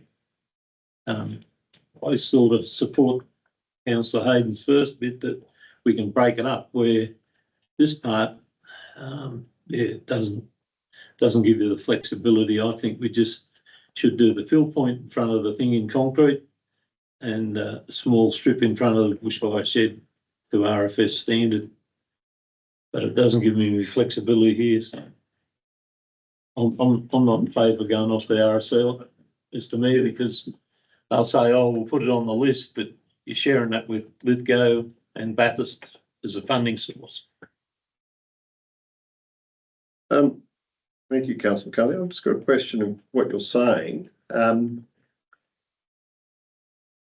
motion is written here, not talking about the motion that's on the screen, says obtain quotes for both concrete and hot mix for the installation of a driveway and parking area at the fire shed and standpipe trucking area. So it's saying do both. Where does it say? That's what I'm saying. If we can get to Councillor Hayden and get her to put a line through the hot mix part, I'd prefer to go down that path. Because hot mix isn't one of the preferences of rural fire service. Point of order, Mr Mayor, if I may address something. The current is an alternative motion that has been put forward, and that is the only motion that we can discuss in this council currently. That's right. We cannot discuss what is in the book.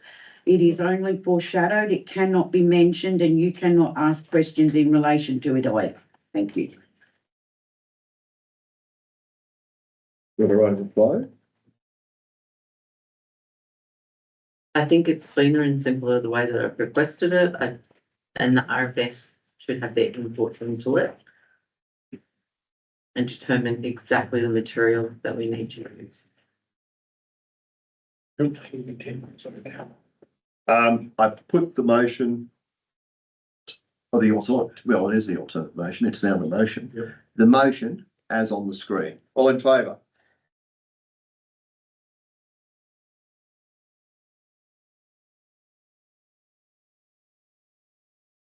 Motion is passed.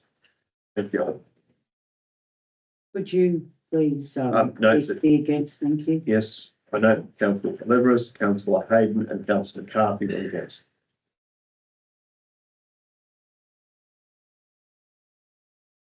10.4 land swap. The motion is the council consider a land swap supplying the roadway sought after by board panels in lieu of land east of our current sport complex to expand in the future. Proposer, Councillor McCarthy, is that you? Yep. Seconder, Councillor Hayden. Councillor McCarthy. Mr Mayor, we're just building a unique sports complex. And I think in the future, if you're looking down the barrel at the future, I think to secure this small bit of ground through the fence would be the council's benefit. I don't know the particulars in weighing up money for money. You would have to get a valuer in. But I just think it's an opportunity not to be missed. Anyway. If it gets shot down, it gets shot down. It gets supported, it gets down. Councillor Hayden? Yes, I'm happy to second, and I also have some amendments if Councillor McCarthy is agreeable to those amendments. I have sent this through to Sharon, if she could pull it up on the screen.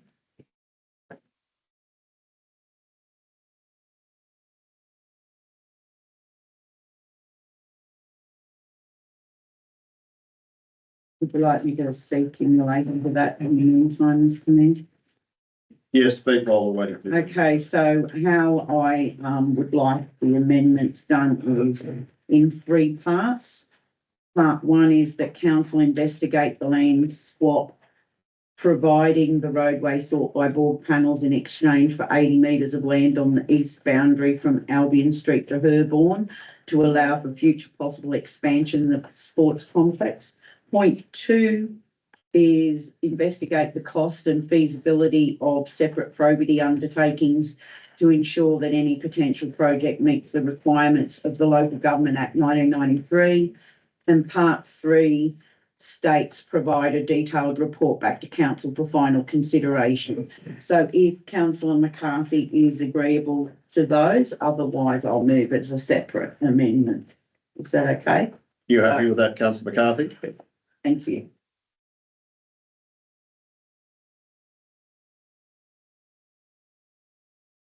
So are you going to speak to that, or are you going to allow Councillor Hayden? Well, we wait until it comes up on the screen. Yeah.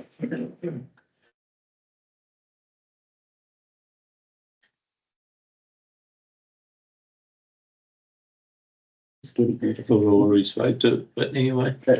well, it gives you the opportunity again. I'd just like to start an action to see that we secure a bit more land for a few more fields over on our sport complex. Thank you. Councillor Hayden? Yes, I put it in these parts because we're going to have to do some more investigation around an extra probity. And I thought by doing it this way, we can get a report up to council. It'll have some more detail in there. So that is as it is. Thank you.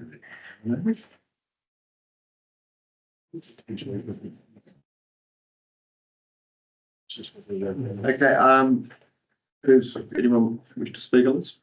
I've got a couple of questions I put, and this may be to Councillor McCarthy, or it might maybe to General Manager. I note it was used by CSR for waste purposes. Is this site likely to be contaminated? Have there been investigations undertaken on this site? So through the chair, there's been investigations previously undertaken with no visual signs of contamination being sourced. Were there core samples taken? I believe that a number of core samples were taken, certainly for the sports complex. Whether they extended into this area is something that I'd need to investigate a bit further. I do know that there has been a number of contamination reports over the years. It's just a matter of whether they fit within the parameters of the land in which we're looking to ask the questions about. And Councillor McCarthy, it's part of Endeavour Street talking about the land swap, isn't it? Yes, I think the general manager brought a report back to council and we agreed to it in principle, but if you want to talk about the land over there on the Albion Street side, I think you'll find at one stage the previous engineer, Mr. Lee, what's the name? Robbins was doing a, what do you call it, where you save the water? Stormwater harvesting. And this was the site identified, and he assured council that there was no contamination, but I restricted it to the 80 metres. Yes. Because I knew that there was water dumped further down than the 80 metres. So I don't want to see we take the whole lot on, just the 80 metres. So another question through the General Manager. As Councillor McCarthy said, that we'd have to get a valuation of both parcels of land. Sure.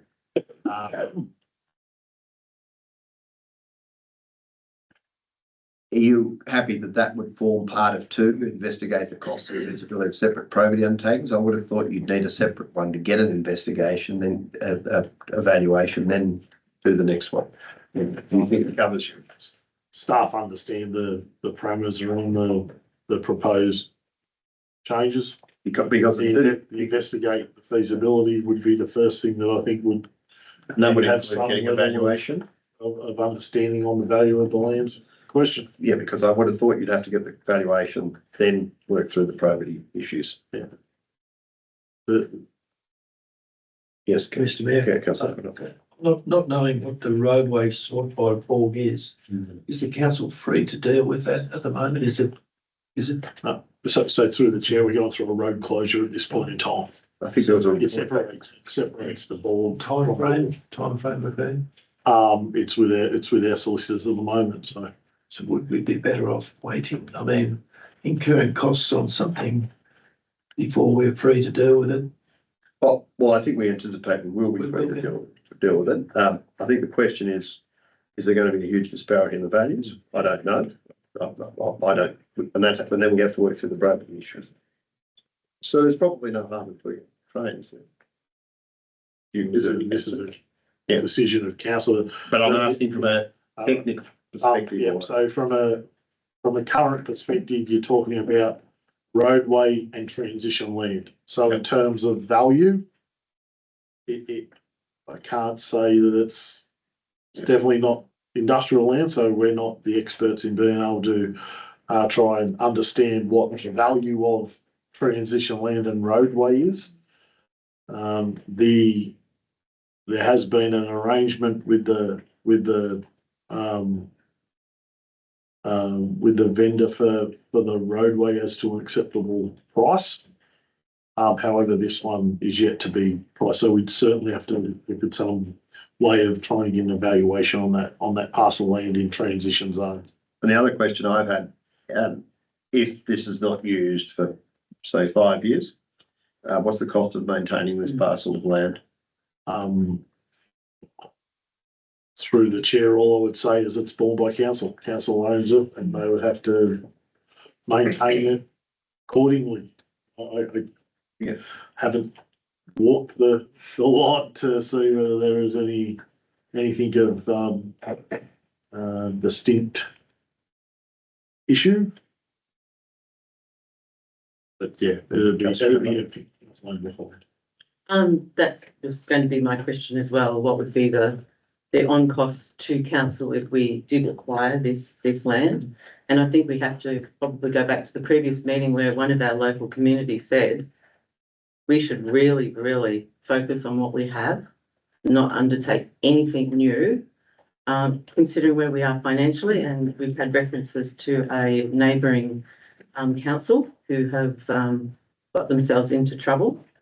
And I just think it would be more prudent of us if we just, focused on what we have, as we're already getting complaints that we can't maintain our parks for our children, weeds, where, we're having issues with, we're not doing the weeding that we should be doing, not doing the mowing that we should be doing, and we're just purchasing or getting ourselves another project that needs to be maintained by our very small parks and gardens.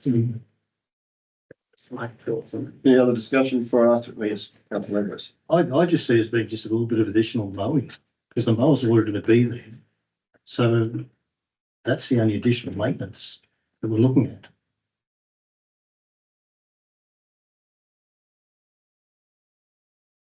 That's great. I don't think the maintenance issue needs to come into it yet. This is just to investigate. Yeah. So that's further down the track, and we don't have to do it, but we should find out about it. That's for Councillor Rose reply. Yes, if maintenance is the issue, leave the status quo.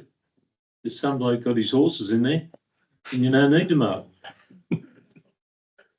So anyway, I just threw it out there to see if you want to do it. I see the negative in the chambers. I see some great complexes being created. There's always a cost to the community.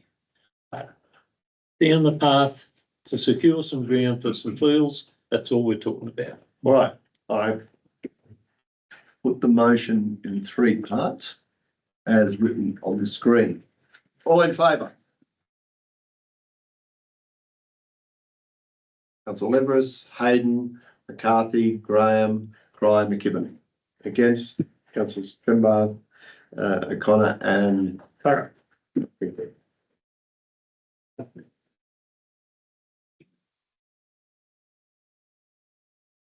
Go to 11, Council Delegates Report, sorry.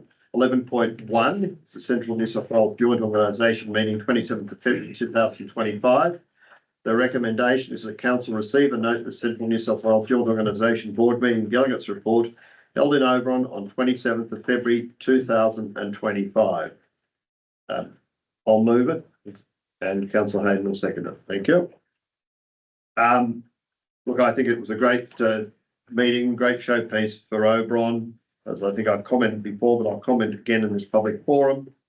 We got many of the mayors and general managers commented on how clean the town was, how beautiful the countryside was, how great a facility the library and community centre was, and generally what a great town we had.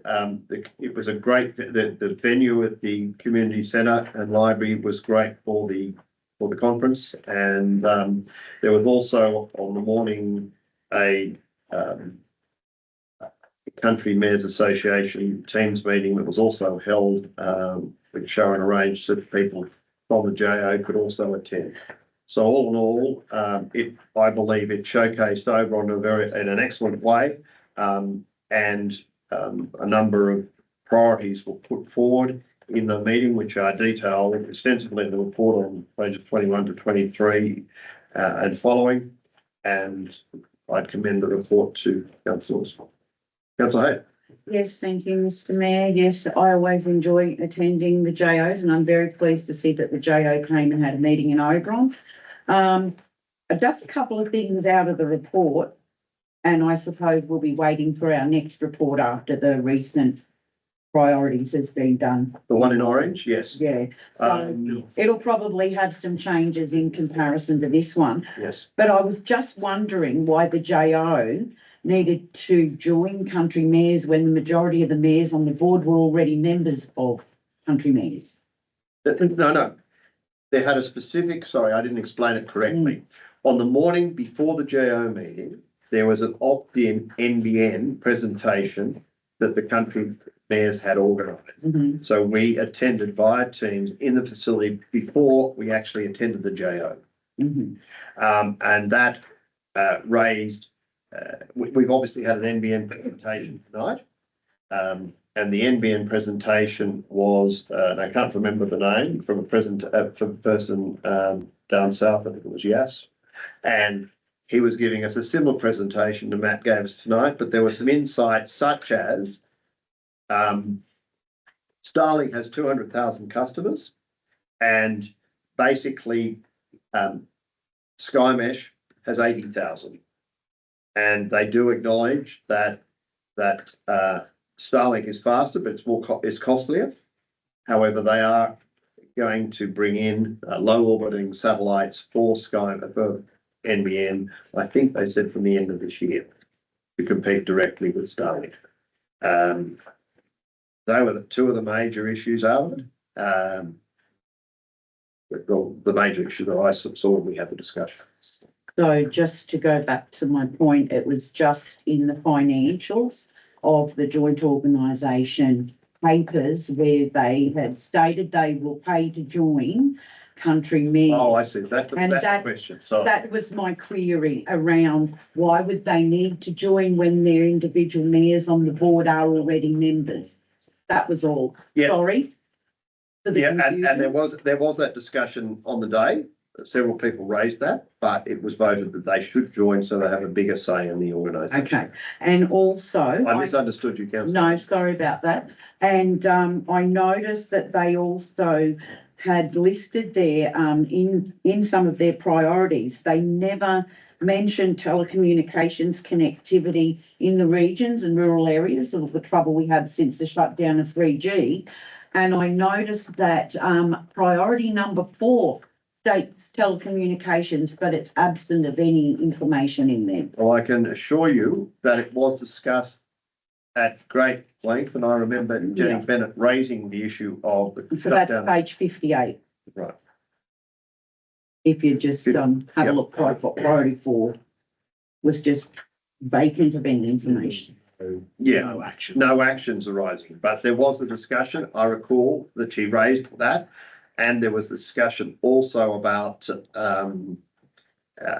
telecommunications and lack of towers in Yeah. particular. So I figure in the next priority we get from the JO will have their priorities and their actions about advocacy. Yeah, and I have seen, greater detail in relation to that priority 4, and I'm pretty sure it includes both those issues. Okay, thank you. Further. All right, any further discussion on this? Business paper, councillor McCarthy. I just noticed the matter with Flamey and the arrogance and Tanya Flavasic, that she maintains that they can go ahead, yet the court ruling says that they can't. She could step in and change it, but her arrogance doesn't let her do it. Exactly, and it extends over the mine, but also extends to a road owned by council, which they can't get. That's all. Yeah, that's what I thought you were doing. Yes, that's causing great angst in Blaney, I can assure you. And the cost of this legal action. If she was fair dinkum and felt restraints on local government, she should step in and eliminate that road. And from a possibility of a section 10. Yes. Thank you. Any further discussion? If not, I put the motion as per the recommendation. All in favour? Thank you. Carried unanimously.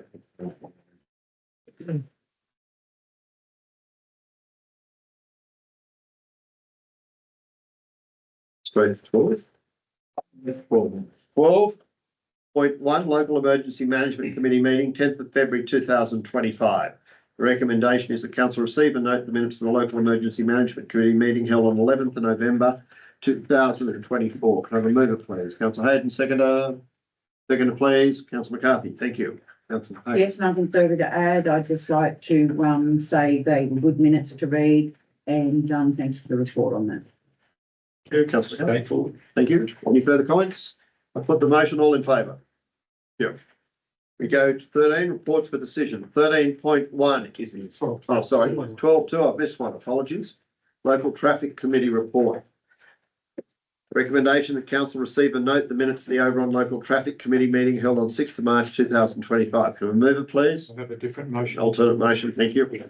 I've previously given it to Sharon, if it could be brought up, but I'll speak to it. It is basically the same as what's already in this report. It's just presenting it in a different format, most of it, with one exception, which I will come to. The requirement is for council to actually resolve to do anything it wants to under the delegation of traffic powers. Now, the way it's written at the moment, that council receive and note the minutes, I don't believe achieves that. Now, when it comes to actioning anything, well, council didn't decide to do anything. All they've done is note the minutes, so there's nothing we have to do. So that's one reason I've put it into a different form. The second reason is that if the recommendations from the traffic committee are presented to us in a forms as now shown up on the screen with a separate part of the motion for each decision, if the councillor wants to support most of them but change something, it's a lot easier to do it if it is in that form rather than in the form in our business papers, because we would have to craft a very convoluted motion to accept most of it and not the one that we wanted to do something different. So that's the other reason I've changed it into that form with a list of 6 items. So the actual content of all of them, apart from number 6, is, I believe, exactly the same as what the committee recommended. Number 6 only has a minor change to it. The committee recommended a partial 15-minute zone and a partial no stopping zone. The situation there in front of the BP station is that apparently some truck trailers are being left in front of the service station for long periods, days at a time, and obstructing the view from people leaving the service station. And so the idea is to make it a 15-minute zone so that people can still pull up, nip into the shop and grab a drink or whatever they want, but not have days at a time where that vision is obstructed. So I've just suggested that instead of, as you're coming out of the exit, 15-minute zone on your right, no parking on the left, I suggested make the whole thing a 15-minute zone. It allows for 2 trucks to pull up and nip into the shop. Bearing in mind that it's only for a 3 months trial, if I've got it wrong, and it'll go back to the next committee meeting anyway, and it can come back for a change. But I just think that's a neater, cleaner, and only needs 2 signs instead of 4. All right, can I have a seconder? Yes. Thanks. Yes, councillor Trimble, thanks. Sorry, I spoke ahead of getting a second. That's all right. I take it you've got nothing else to say, sorry. No, I totally agree with the way that councillor Tucker has outlined it. It's much simpler and straightforward. Thank you, councillor Hayden. Yes, I was happy to second that. I also would like to give thanks to our technical services director, because I did have to request that the minutes get sent to councillors, because it was very hard to read the report without any attached minutes when we had to note the minutes, but we didn't have the minutes. We just had a brief report. So I'd just like to thank her for sending that out, and also the attachment that she sent, which I did read. But the way that this is worded is a better way, because being the council, we as a council have to accept these recommendations. So I thank councillor Tucker for that as well. Just through the chair, just in terms of clarification, utilising the RTA's guide for traffic committee. Council provided delegate to the traffic committee and use that delegation to be the council representative on that traffic committee. Equally, the police have a delegate to sit on the traffic committee, as does Transport for New South Wales, as does a representative from Paul Toole's office, who is the community rep. They have a set of delegated functions that you provide to that committee to deal with matters at a local traffic level. Councillor Tucker is right. If there's the decisions made by the traffic committee only require council support if there is a contribution that you need to make to do stuff or to undertake actions.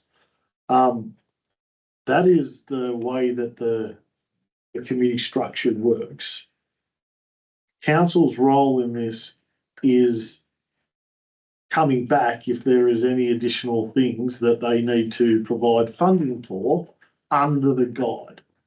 Now, I note that previously I believe that council was doing it incorrectly by bringing this back. If you read the guide, the appropriate guide for the traffic committee, we provide a councillor to that committee, and the delegations of council follow that as the representative of council. They're just one person in that group of councillors that undertake reports. If a report is provided to that committee, it's provided through the fact that there is already delegation from the council to the committee to undertake works. What comes back is if council needs to make a decision on funding.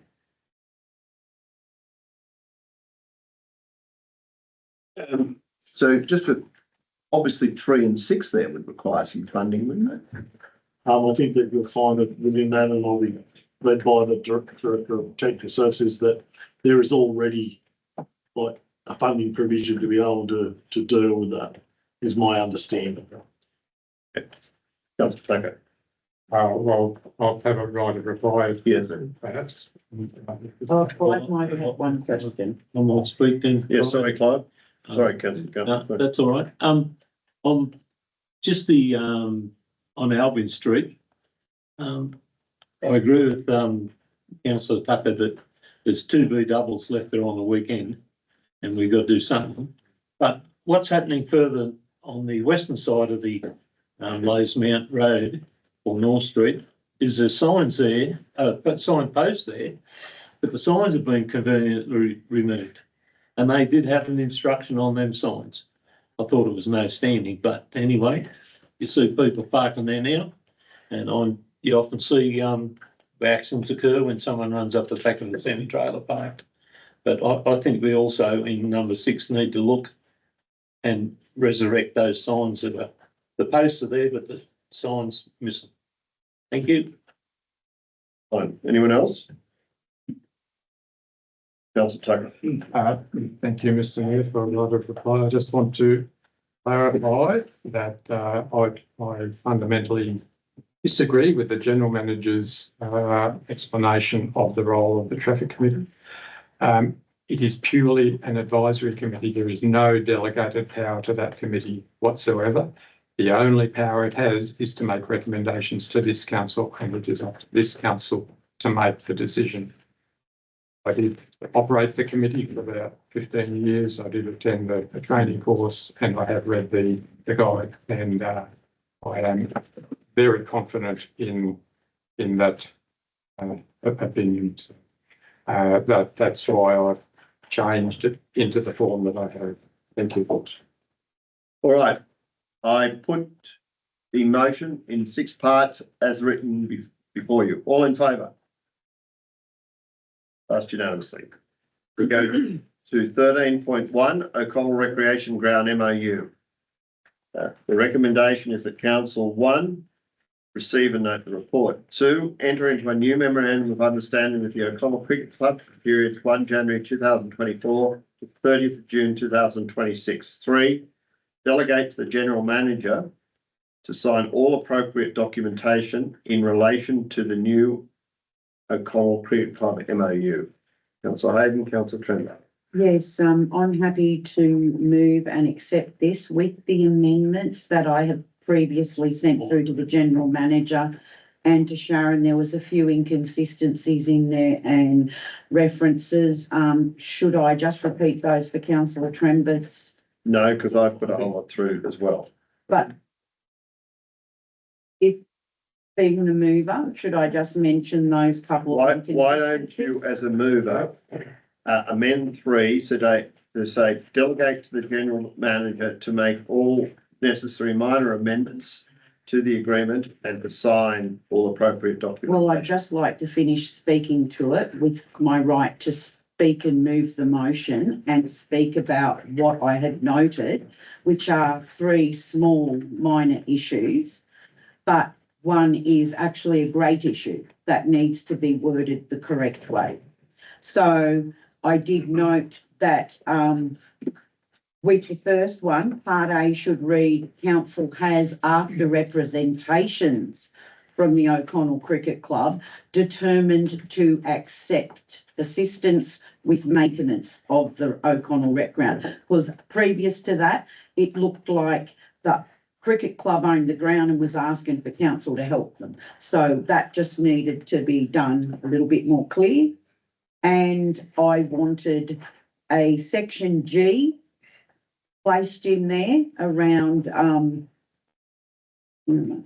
a section G under the understanding that states volunteer WHS training will be provided to ensure all volunteers are aware and comply with safety standards. It's typical safety standard for any of our 355 committees. So I just wanted to make sure that that was in there, not saying anything. It's just a protection mechanism as well. And reference to Part 1 interpretation, Part C in there says party means on or other. It just needed to be reworded to mean either the council or the O'Connell, because the wording was just wrong. Right. So they were the only issues, and Sharon and Gary have a copy of those. Thank you. Anyone else? I've had I put some comments through. I thought in 1.1C, Councillor Hayden, the easiest way to correct that was to add an E to on, so it means one or other of council or O'Connell Cricket Club. That still doesn't make sense. Yes, it does. No, maybe for you, but not to the general broader public, it doesn't. It was just easy to go either. And I put some minor changes in relation to 3.1. I understand that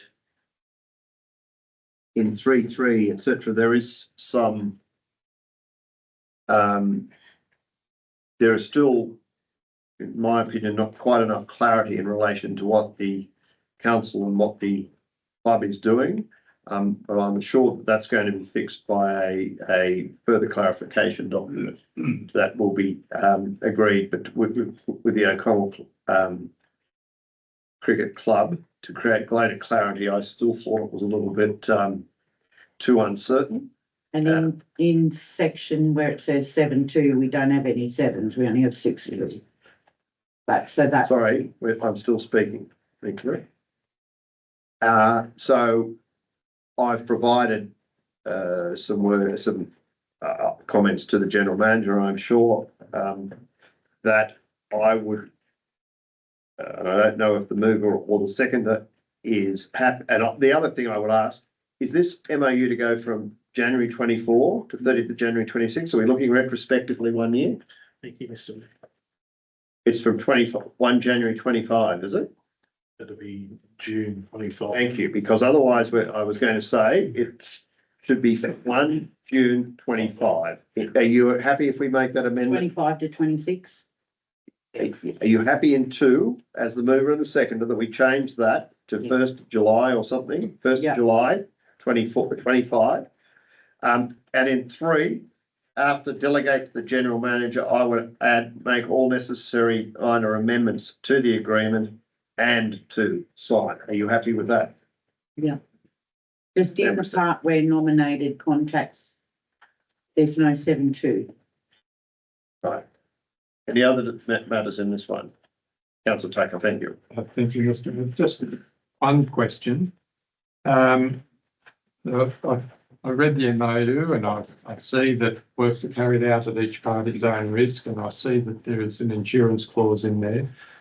My question is, if somebody from the club goes there and does some work and they hurt themselves or hurt someone else, and then it turns out they hadn't been properly trained or they didn't have the right safety gear, I just wonder whether council might still find itself at risk. Are we going to be obliged to check that anyone who goes there is appropriately trained and got the right gear? Is that going to fall back onto us? As I understand it, and I'll get the general manager to comment, but before any people from the O'Connell Cricket Club do work, there'll be an induction and there'll be a training course for them. And they will be the only people who can operate the equipment, etc. So that's going to be the position. They're going to be strictly told that if they haven't been inducted or trained, they can't use it. And will that happen each time they go in there to do work?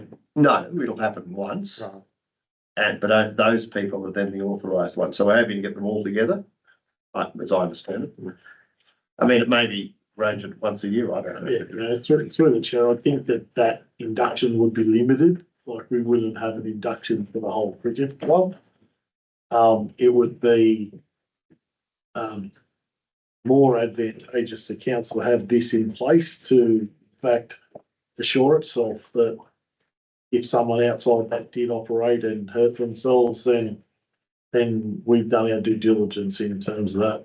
In saying that, take your point, parks are sometimes a very grey area in terms of liability. And part of the reason for the question is, that's the start, everyone's all keen and they've worked in probably about 5 years or 10 years down the track, and it's all been half forgotten and people have left and others have come in, and you'll be right, and all of a sudden you find you cannot cover. That's my concern. And through the chair, this is why we've limited it to 1 year. We will negotiate and have a look at that as a requested. That's all. Thank you.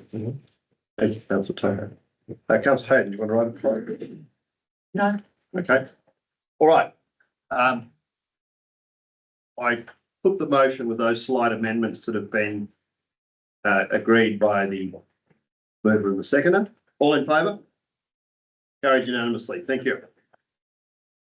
Go to 13.2. An alternative. Thank you. Community nominations, section 355 committees. Yes, the alternative, if Sharon could pull that up on the screen, I did send that through today. Yes, I've sent that through on Saturday. I'll read it out if you like, while you're getting it up.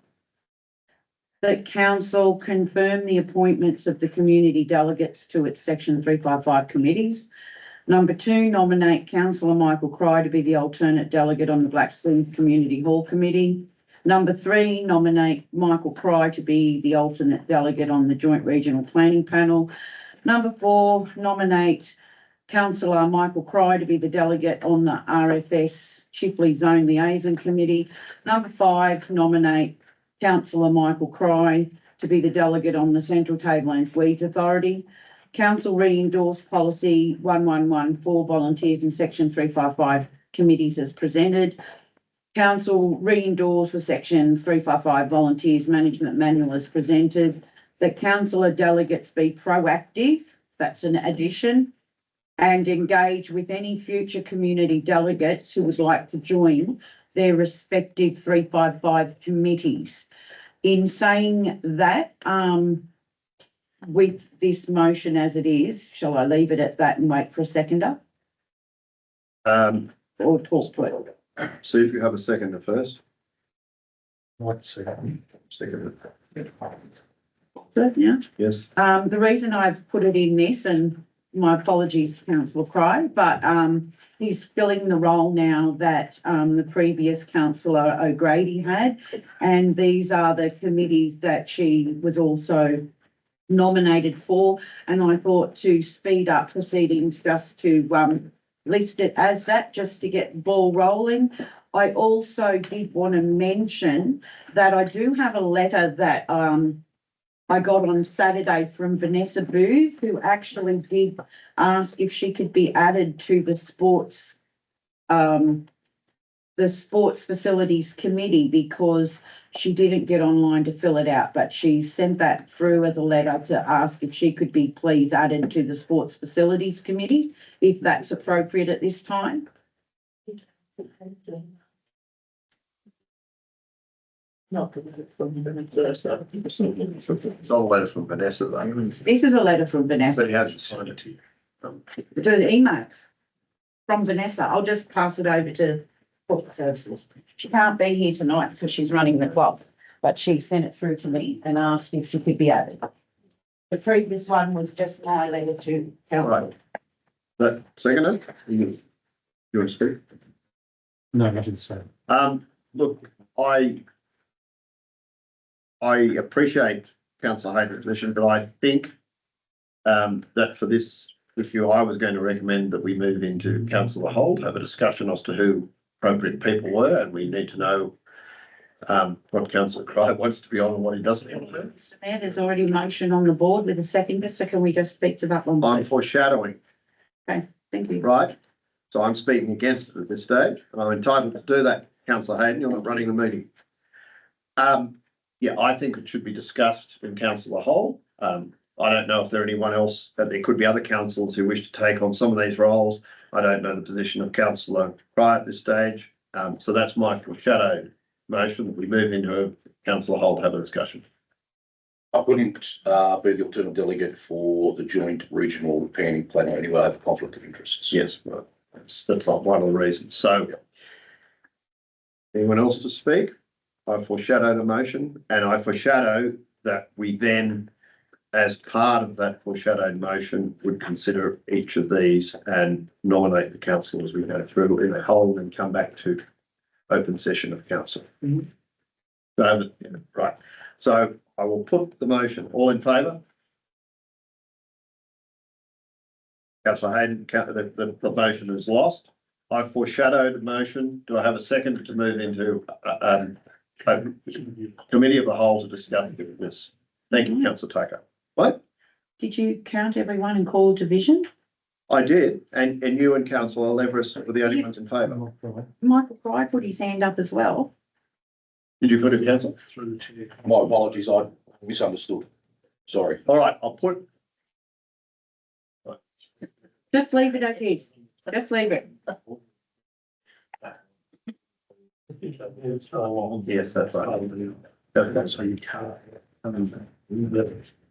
Yes, that's right. So it's been lost. Oh, that's okay. I'm just saying. So can I have someone to second moving into committee of the whole? Thank you, councillor Tucker. We move into committee of the whole.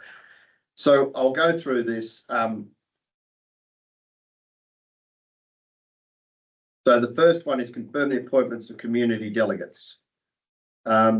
So on one, you're proposing Vanessa Booth be on one of the section 355? Yes, you'd like to be on the sports complex committee one.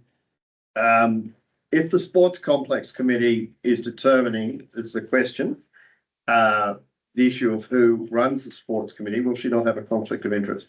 She has asked to be put on it because she has been asked, no, this is the Oberon Sports Facilities Committee. She asked to be on that previously. I don't see the problem. It's just where all the different sports are represented. Yeah. Oh, it's not the facilities, it's not the other one. Sports Facilities Committee.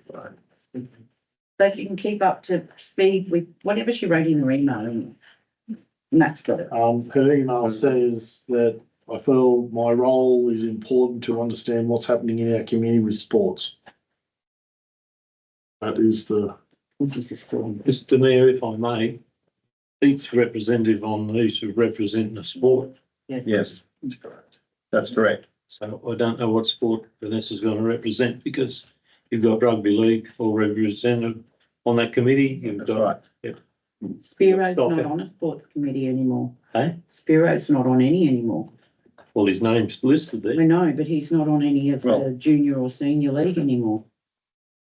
It's meant to be representative sports, yes, I agree. And where does Ian Christie Johnson fit in? Was he not on it? No, he was on it. He attends the meeting. Ian Christie Johnson. I thought he was senior league and Spiro was junior league. That's what I was thought originally. Well, Neil O'Grady's name is there for senior league. Okay. And Spiro doesn't run any of the juniors or on the All committee. right, so we're in committee of the whole, so what's the view in appointing Vanessa Booth to that committee? I agree to. Doesn't represent any sport. Well, she represents a facility that holds a lot of sporting events.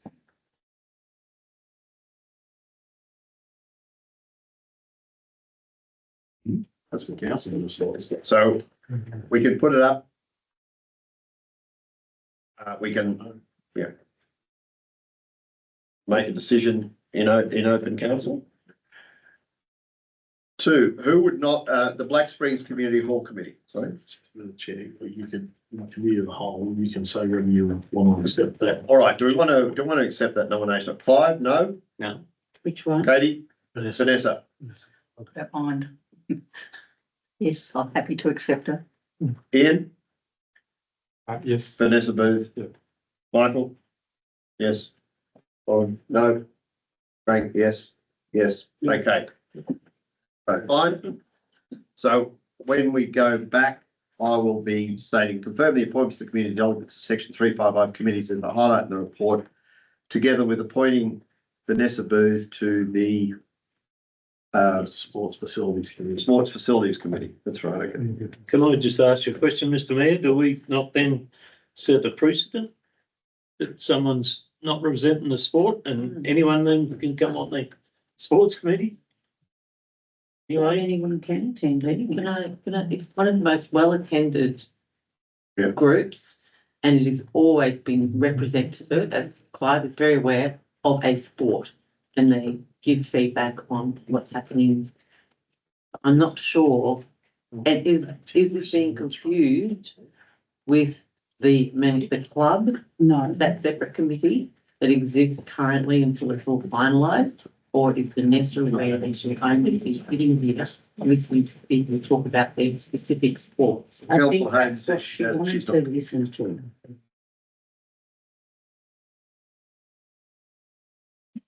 Isn't there a representative for the Little Athletics on there too? No, we don't have any little lady in it. So, No, they have Council. attended, Clive and I have met. That lady attends, she has trouble because she's now driving the bus, but. No, she's Just resigned. a minute.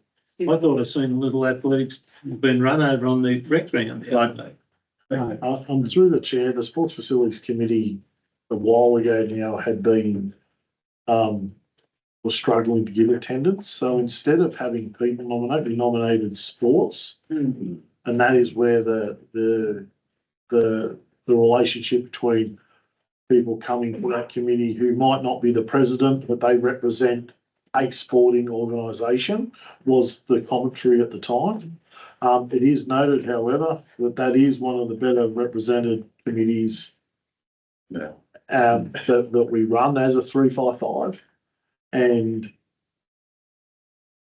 there's people who may or may not be involved in sport, but equally every sport has a delegate who could attend under the current terms of that committee.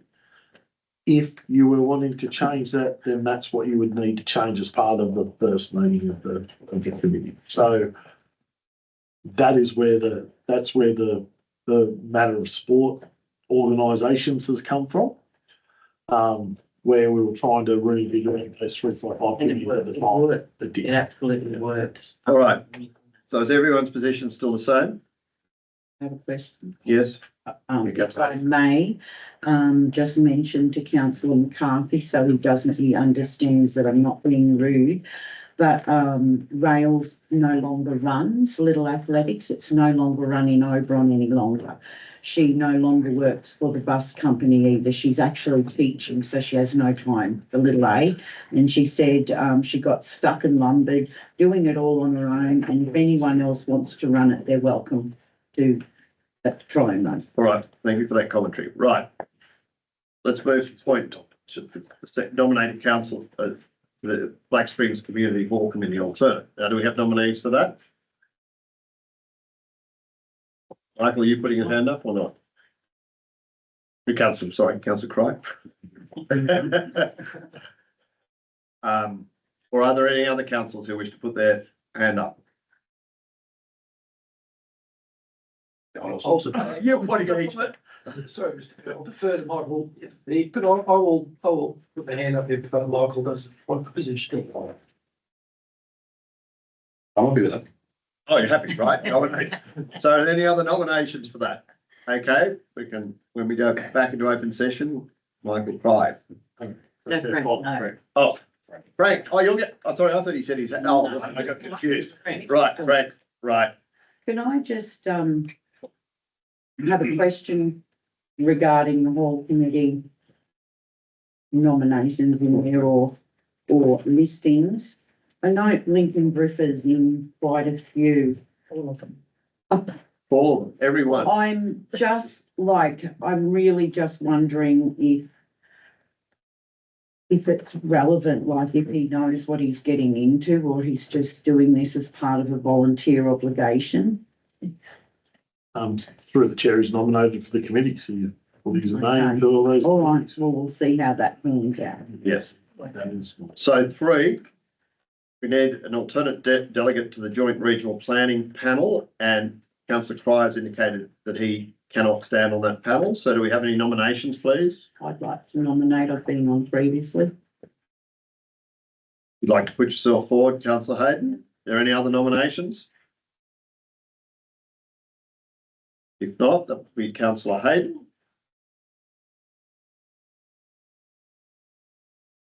Delegate to the Rural Fire Services Chifley Zone Liaison Committee.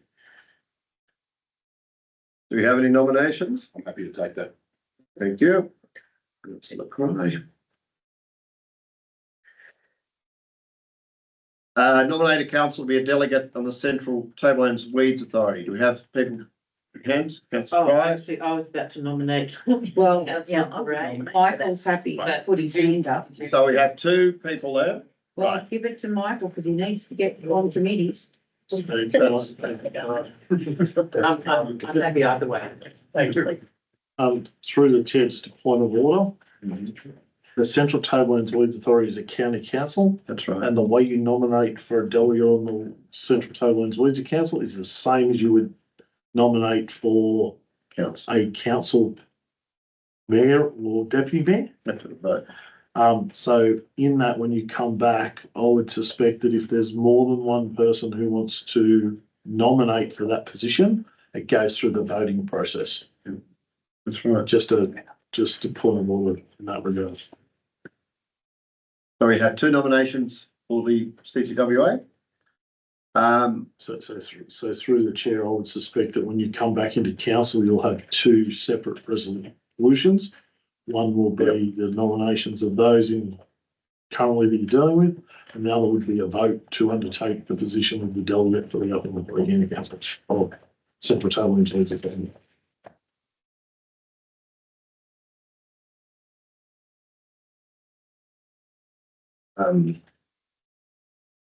The other ones, I take it there's no council re-endorse, the policy council re-endorse, they can be helped dealt with in They are just open council.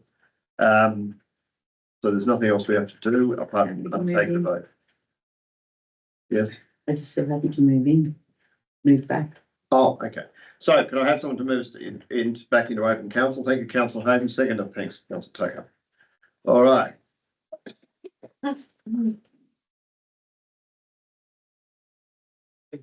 So at this stage, we have the recommendation is there, and we have nominated people for each of 1 to 4.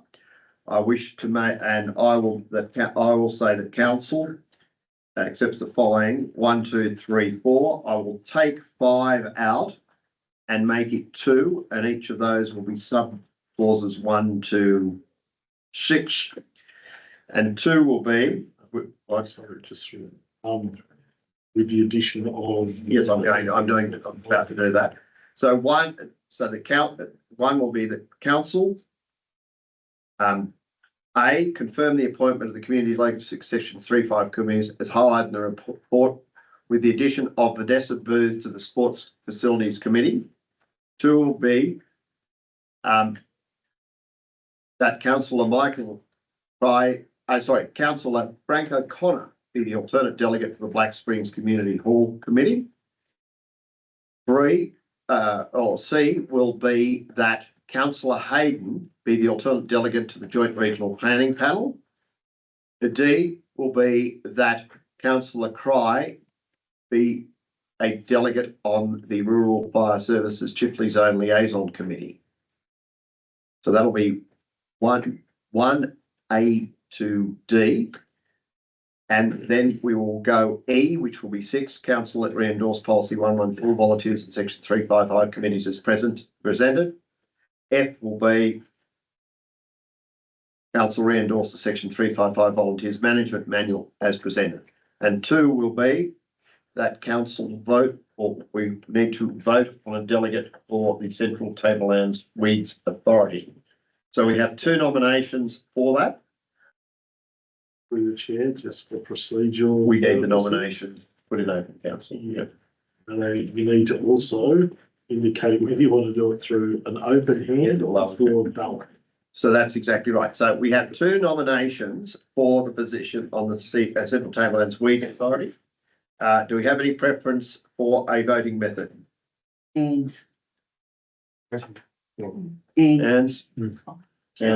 So in the recommendation will be through the open voting method. Open voting. By show of hands. So we're through the open voting method. Right. So I have a nomination of Michael Cry. All in favour of Michael Cry. Okay, we have Councillor Hayden, Alevris, and O'Connor. All those in favour of and Cry, sorry. All those in favour of Councillor Graham. Right, 5. Primmarth, McKibben, Tucker, Graham, McCarthy. So resolution 2 is that councillor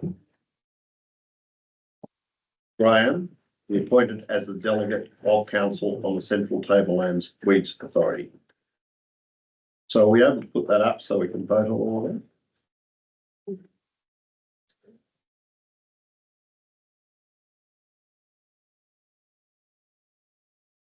We only have to vote on one, we voted. We voted on two, so that's happened. We've come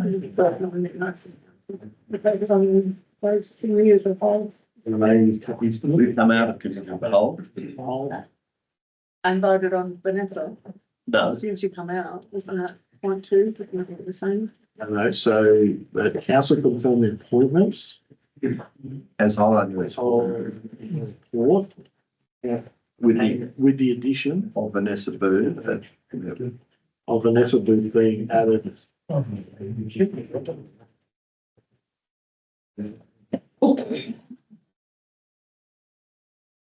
To the sports facilities. Oh. The name goes away. She's not there, sorry. A can be deleted.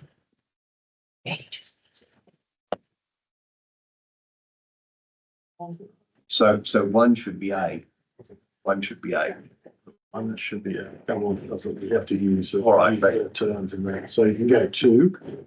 Just go two. Two, Three.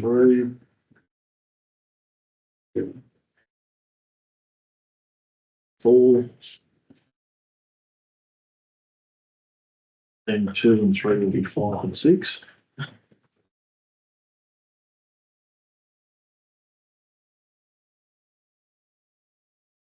And then 7 will be. That's serious. I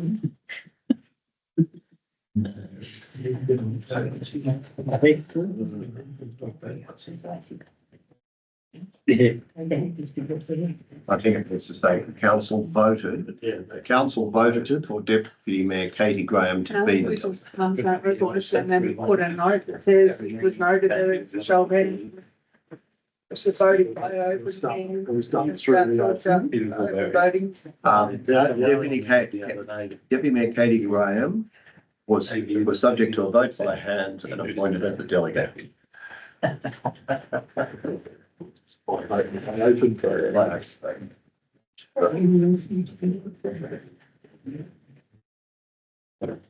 just say open vote. Book, I don't be one way to. He come from Florence.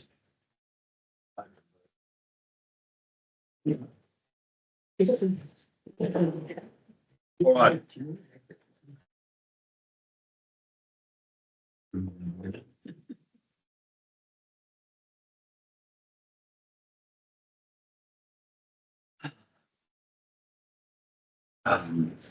Make up nominate. To elect that council elected. Support with any. No, I'm sorry, I'm on the bottom. For security. Yeah.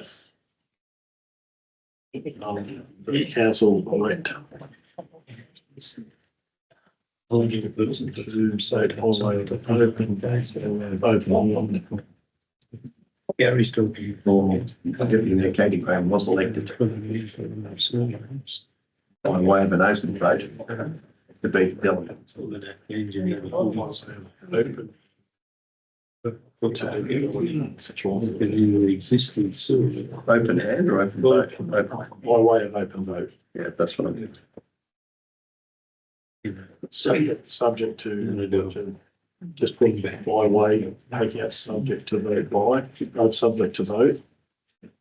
Just say was elected by a vote. Was elected. Yeah, but when certain copies, that council elect Deputy Mayor Katie Graham by way of open vote to be the delegate in Central West Sable. All right, councillors. And read the motion that I'm putting up. The motion that I'm putting up is that council 1, confirms the appointment of community delegates to its section 355 committees as highlighted in the report, with the addition of Vanessa Booth being added as a community delegate to the Oberon Sports Facilities Committee. 2, nominate Councillor Frank O'Connor to be the alternate delegate on the Black Springs Community Law Committee. 3, nominate Councillor Helen Hayden to be the alternate delegate to the Joint Regional Planning Panel. 4, nominate Councillor Clyde to be a delegate on the Rural Fire Services Chifley Zone Liaison Committee. 5, endorse policy 114, volunteers in section 355 committees as presented. 6, endorse section 355 volunteers management manual as presented. 7, elect Deputy Mayor Katie Graham by way of open vote to be a delegate on the Central Tablelands Weeds Authority. Could I have a seconder, please? I'll move. Councillor Hayden. Discussion? If not, I put the motion in 7 parts as written. All in favour? Thank you. Unanimously. Go to 13.3. Development application DA 2024-075 13 Bendelweir Avenue, Oberon. The recommendation is that Council vary Part C64 carports and garages its current DCP 2001 in relation to development application DA 2024.075 for a carport at lot 30 in DP 732959 being known as 13 Bendelweir Avenue, Oberon. 2, a division in accordance with section 375A of the Local Government Act 1993. Move it, please. Councillor Hayden. As per the recommendation. Councillor McCarthy. Any discussion? I have no discussion. It's pretty straightforward. Three planes covering their caravan, the current sheds there. I don't see any overshadowing, no complaints from neighbours, so it's pretty straightforward. Thank you. Thank you. I put the motion. All in favour? Pass. So you go to 13.4, and I do appreciate that people have been waiting in the gallery quite a while for this one. Development application 10.2023-30.1 recreation facility outdoor motorcycle facility accommodation. The recommendation is that council approved development application 10.2023.30.1 at lot 95 DP 753036 known as 3117 Arkstone Road, Jeremy, for the purpose of the recreation facility, outdoor and ancillary accommodation. 2, that a division be called in accordance with section 375A of the Local Government Act 1993. Can I have a motion, please? Yes, Councillor Hayden. As per the recommendations from me. Seconder? Yes, Councillor Everest, thank you. Nothing more to add, Jeff. Councillor Hayden. Yes, this DA has been ongoing. I believe that after reading the reports, and they're quite lengthy, this has been the second time this year to come to council, and the amount of work that's been done. We've got the traffic report that's come through separately, the track history, it's been there for 8 years.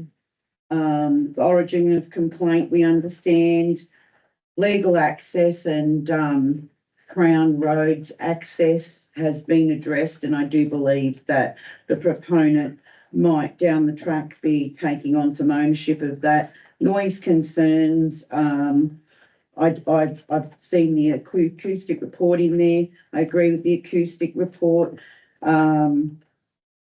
Legal access, the community opposition, I understand there was a couple of in opposition. One has been fixed with the fencing issue. The other, I believe that this opposition may continually move forward. I can't do anything about Just that. be careful about defamatory comments. I'm not making any, Mr. Mayor. I'm not making any defamatory comments. I'm making an open. I didn't say you had. I just said Thank be you. careful. Thank you. I noticed that there is also support in the community for this motorcycle track. We've got some youths currently in the Bathurst area that can no longer access some forested areas, so they're causing a ruckus in the community of Bathurst all hours of the night, driving up and down the main street and upsetting all the residents. Having this motorcycle track and having programs in place can teach these young guys how to be responsible and respectable and have somewhere to actually ride. The the men's health, the veterans that will be going out to use the facility through the military programs that will be happening down the track, to have men's mental health addressed, people coming up from Sydney, those kinds of things. I know that there's been an increase in the capacity for the septic from 30 to 40 people. So I have no problem with moving this and accepting this DA as it sits. Thank you. Thank you, councillor Evans. Well, being involved in a land environment matter myself about 22 years ago, involving a council, because the councils refused to go with the recommendation, and even with the legal advice they were provided with, they're not costing the council. I won the case, but they're not costing the council about $140,000. That was 22 years ago. In today's terms, it'll be what, $250,000 million easy. So do we really want to go down that path? That's all I've got to say. Thank you. Anyone else? Councillor Carter. Mr Mayor, I just wonder whether the mover and seconder would have a .2 point in there that all activities on the motorcycle venue cease when the bushfire rating gets to extreme. And I noticed the report from the Rural Fire Service, but they mainly relate to the buildings, not anything else. So I think if we have that covenant over the top, that it stops. Mr Mayor. Wait on, I'll just ask the. Happy to accept that it is in. Well, I just like some evidence from the technical services director. The planning director. Thank you. Through the chair. Draft condition 29, Councillor McCarthy, relates to catastrophic fire conditions. And I'll just read it briefly. The outdoor recreation facility, motorcycle facility, is to cease operating during catastrophic fire conditions. The site shall be evacuated and shall not recommence until all conditions allow the safe operation of the recreational motorcycle facility. That is with the bushfire standing conditions that came from the RFS. Okay, I thought that was different to what you gave me last time. This has been updated through the chair. This has been updated since the last. Okay, thank you. Meeting, after we discussed the council. So you're all, I think, happy as it is. Yes, but Councillor Tuckers, thank you. Thank you, Mr Mayor. Plus an amendment, please, or to show.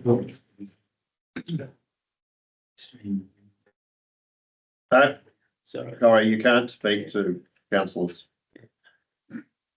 Going, thank you. So while it's coming up, just to briefly explain, it is proposing another deferral, which I wish I didn't have to do.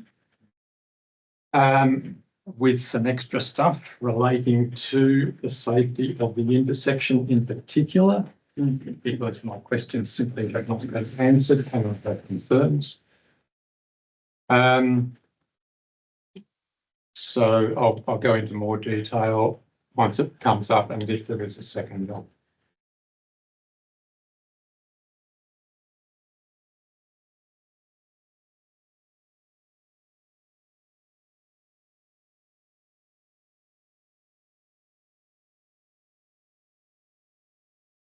Do we have a second for this amendment? Yeah. Member. Thank you, Mr Mayor. Look, I acknowledge this has been going on for a long time and it has come to council several times. I know we have responsibilities to the applicant to make a decision, and I am not trying to stop the development, which I think the comment may have been directed at me earlier.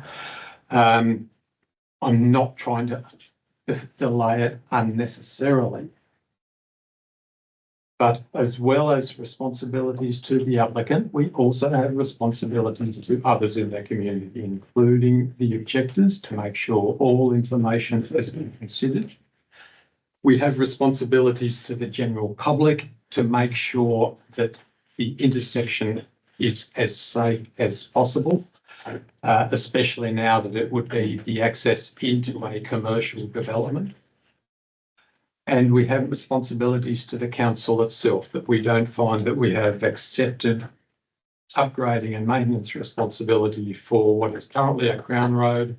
But I've presented a number of documents or extracts from documents that I think indicate that we may be left holding the battery having to upgrade it and maintain it. So I know that we have that this leaves us once again in much the same position as we were last month, where we deferred it to get a traffic report. And I'm proposing the same again. And that's because I have so little confidence in this traffic report. I simply do not believe the figures. I know a lot of people would have had a look and said available 190, required 160, right, issue solved. I simply don't accept that. I believe the required figure is somewhere in the order of 270 metres from my looking into it. I can go into more detail if necessary about where I think the information in the first paragraph under site distance assessment. I just believe that is wrong. I believe he has used the wrong reference to come up with that required figure of 160 metres. The same as the comments in the report from Council's Road Operations Manager, who confirmed that, and it says, who confirmed that the advice provided confirms that adequate site distance is available. Now, there's been some communication in the last couple of days, and he also was using the wrong table out of the wrong manual. So, as I say, I believe the required figure is in the order of 270 metres. I also don't believe, I haven't been to check it myself, but I would be very surprised, extremely surprised, if the available site distance is 190 metres.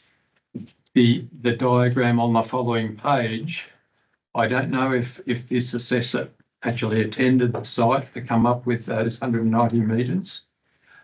The diagram suggests to me that he may have taken it off Google Maps or something like that, or if he attended the site, that he may have stood in the middle of Arkstone Road to see how far he could see in each direction.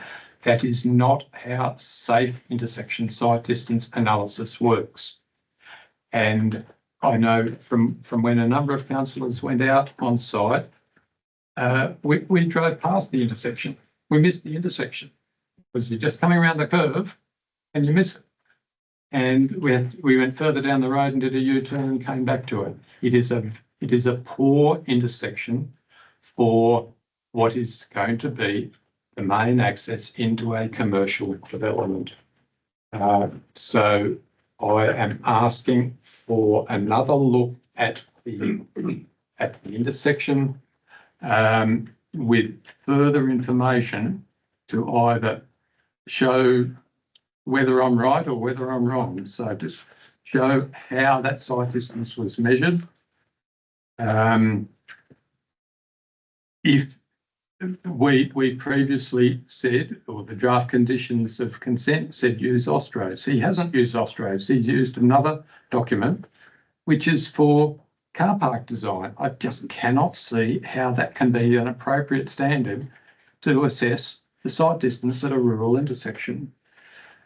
I'm also offering an out that if that site distance can't be achieved there, ask the traffic engineer to look at alternatives.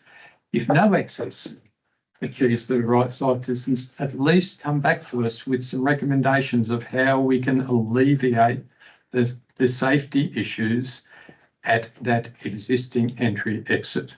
I can think of a couple of things that might be done, but I'm not going to go into those at the moment. That's up to their consultant. But to simply accept this as is with what I see as a dangerous intersection, I don't think we're following our obligations in protection of the community. Thank you, Mr. Mayor. Thank you. Councillor Trembath. I support the amendment, and it jumped out at me straight away when I read the traffic report that it was still speaking to a private entry. It's not, it's a commercial property, and we're not just having one perhaps turning randomly. And as Councillor Tucker has pointed out, we went out to the location and we missed the turn. It's not that easy to find, and other councillors were with us at the same time, and we weren't speeding. We were going at a normal slowing down speed as we were trying to find the entry. So, I agree with that. We're not trying to stop this. We just need to ensure that the report that has been requested is as per our last resolution. And, that we don't end up with a road that we don't require. The Crown Road is not something that we need to take on as a council. I just want to ensure that it stays as it is and that entry point is checked and the sight lines are as per the correct standards. Thank you. I've got a question of you, Director. Who did it, sorry. In relation to this Crown land, it's not there's been a reference to SISD and SSD. You would have seen that in the emails that have gone. Sorry, no, that's a different thing. Oh, is it? So if I may explain, I know I've already spoken. I thought that was referred to the references to sections. I think you're asking the director about the status of the Crown land. That's not. No, where it's not. SSD and SISD come in. No, but I'm saying, as it's a Crown land, as it's not an intersection of say, Campbell's River Road and Arkstone Road, I'm assuming SISD would apply to Campbell's Road and Arkstone Road. But as it's the Crown land, is it treated the same as a private entrance way? I'll not do that to the Technical Services Director. Through the chair, may I just comment on councillor Tucker's comments? Yes. Councillor Tucker is referring to Ostrod Guide to Route Design Part 4, which is relevant to intersections of public roads. That's Where we're not talking about intersection of public roads. We're talking about a kind of track that goes onto a public road, an access, similar, which is pretty similar to a driveway, which is down under Part 3, which is geometric design, which is what the assessor would have considered. And looking at it, and the table that was also circulated identifies with the reaction time of 2 seconds for stopping side distance of cars going on in either direction on Arkstone Road from either someone turning into that driveway or access track or coming out of it, so they can safely stop before they reach those vehicles. And that's what I understood. SISD was that's why I said Campbell's River Road, meeting Arkstone Road. Yes, SISD would apply, but for where it's a driveway, Crown land or a private driveway going onto a road, then you apply SSD. Yes. No. So you don't apply SSD. So Part 3 identifies. Part 3 then, you apply Part 3. Identifies 165 meters with a 2-second reaction time. Even if you're going downhill where you have longer, it adds an extra 22 meters at 6 degrees. Well, can I just in terms of clarification? Yes. The difference between what Councillor Tucker is talking about, and correct me if I'm wrong, and the way that this application has been assessed. The assessing officer, the consultant, and our expert, like the staff expert, has assessed this under the provisions whereby council has already indicated that this doesn't want to take over control of this Crown Road. And the concern is if you dealt with it under Part 4, it is intersection based, which is road to road. That's right. They have dealt with this and they have dealt with their assessment under an access way onto a public road. Okay. It will be council's determination whether they want to deliver that way or not, but that's where that's where the undertaking has been made in the assessment. Any further discussion on this matter? Yeah, I've had my hand up. Do you want to write a reply? I don't have a right of reply, Mr Mayor. It's an amendment, right, it is the amendment, sorry. Thank you. I'm speaking against this amendment. I also had a look at the Ostrode standard. Ostrodes is relative to intersection, which of course is your SISD, your ASD being your approach different distance, even on the Osroad standard is 181 metres on the approach of a driveway or entryway to anywhere. And it well met that standard in the traffic report that we actually got. Coming the other way, it's irrelevant because the traffic will be going to the left, so there'll be no turning across to the right-hand side. The road that we're dealing with also isn't a rural or regional type road. It's a local log access road that is a dead end that goes nowhere, so there is no thoroughfare. So different requirements are needed regarding access points into driveways. There's not, being a Crown Road, it's actually just a driveway. So it's a driveway from that premises into another. And we talk about commercial into a commercial property. Every single farm that sells animals is a commercial property. What we're doing here is we're holding up the person's ability to start getting their business underway with this DA. We're asking staff for more reports. This will be the third or fourth lot of reports should this go ahead. And I think this is absolutely ridiculous. And should the proponent wish to take us through Land and Environment Court, then I hope the council's proposing this motion are going to hold the onus of that, because $200,000 to $300,000 is a lot of money to try and find just to go into that court. So I want to see this amendment. I don't want to see that get up. I'm hoping that the previous motion that I spoke on get up, because we've had enough mucking around. And I would like to note that other councillors in the room who've spoken to this amendment have also pulled us councillors up on several occasions requesting further reports. Stop using the staff's time and taking them away from important work, doing more reports and costing more money and delaying their ability to complete their other work. Thank you. All right, no one else, anyone else? Councillor Thackarato replied. No, Sorry, councillor, yes. Mr Mayor, I'm speaking against the amendment because this development that we have before us, 13.4, is very similar to Learn to Fly that was out on the Shooters Hill Road. It ended off the Shooters Hill Road through a Crown Road Reserve and on the freehold ground. If we go to Land Environment Court, we'll be laughed out of it because it's the same. You had one there, you got another one at Bindacrombie, all them operate in the district. But we keep going back to some Crown Road Reserve. It was the same out there. It ended through a Crown Road Reserve to get to it. So I'm not supporting it. Thank you, Mr Mayor. Just on the point of the potential for this to end up in the Land and Environment Court, of course, there's the potential for that. If we decline it or if we defer it again, sure, the applicant has that right to go to the court. Equally, if we approve it without having properly considered all the information and we've got all the information, well, objectors have the right to go to the Land and Environment Court. So either way, there is that risk. I would make the point that a Crown Road is still a public road. It is still an intersection. It's not a private access. It is an intersection.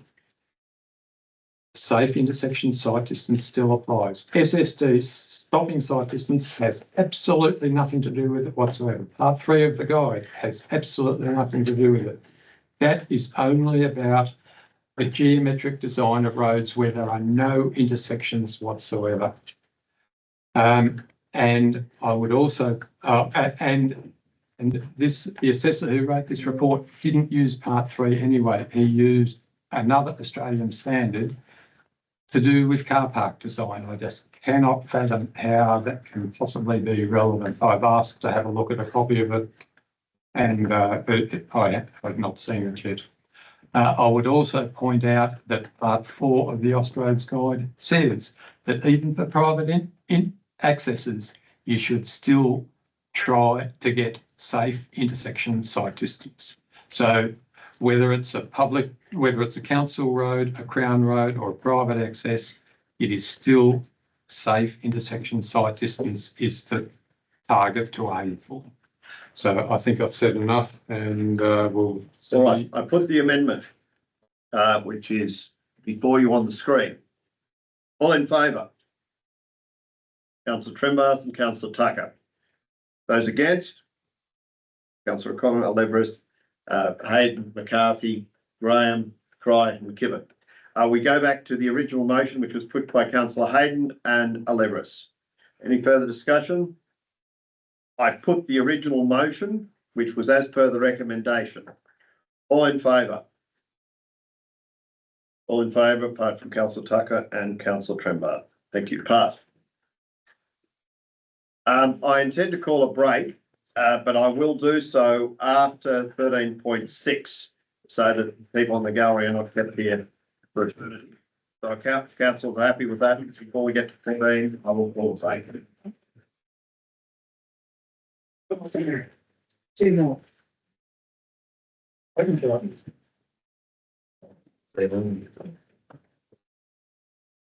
So 13.5 is the Black Springs Recreation Ground Landscape Master Plan.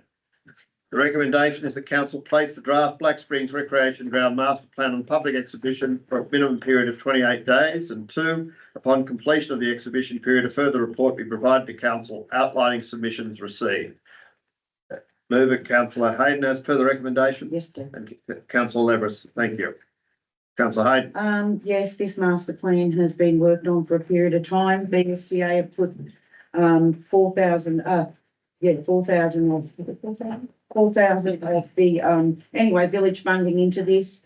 A lot of ideas, a lot of community consultation, and it's now come to fruition, and once it can get on public exhibition, we can see that this will be a living, working document that can progress over the next 20 to 50 years with things being done in time. Thank you. Councillor Leveris. I mean, just like the coal master plan, I think it's a brilliant community initiative, to be quite honest. So. Thank you. Anyone else? I think it's good to give a guideline, but for all the arrows and the points, there's one thing missing. And been out there several times with our staff trying to rectify it. There's no mention of drainage. Oh, there is in that one. Yeah, there is in that one. There is. We've got massive drainage. Well, I'm sorry, when I've been out there with a couple of staff members, there's a drain go from the Abercrombie Road onto the Oval. And I think it's one of the major things that needs fixing. So maybe you could, you could do a submission on that. That would be the easiest way I would suggest, councillor McCarthy, and you can use the plan to indicate where your drainage issues are, rather than hold it up. Is that fine? I don't want to hold it up at all, Mr. Nance. Okay, well, I'm just suggesting a way for you to have your issues raised anyway. Anyone else? If not, I put the motion in 2 parts. All in favour? Carried unanimously. Thank you. We go to 13.6. Village fund request. The recommendation is 1, that council 1 approved the request for Black Springs Community Association to draw down on the financial year 24-25 village fund allocation to complete the purchase of park setting. 2, provide an additional $309 from the 24-25 Parks and Gardens maintenance budget to support the purchase in the current financial year. And 3, reduce the financial year 25-26 Black Springs Village Fund allocation by $309 to offset the additional expenditure. Motion. Councillor Hayden. Motion. Different recommendation, only in the 2 parts and eliminating the 3rd part. It's me. Oh, I'd read the recommendation. I put your hand up, but I thought to. I said I had an alternate. All right. Yep. So what, you're going with 1? I'm going with 1 and 2 and eliminating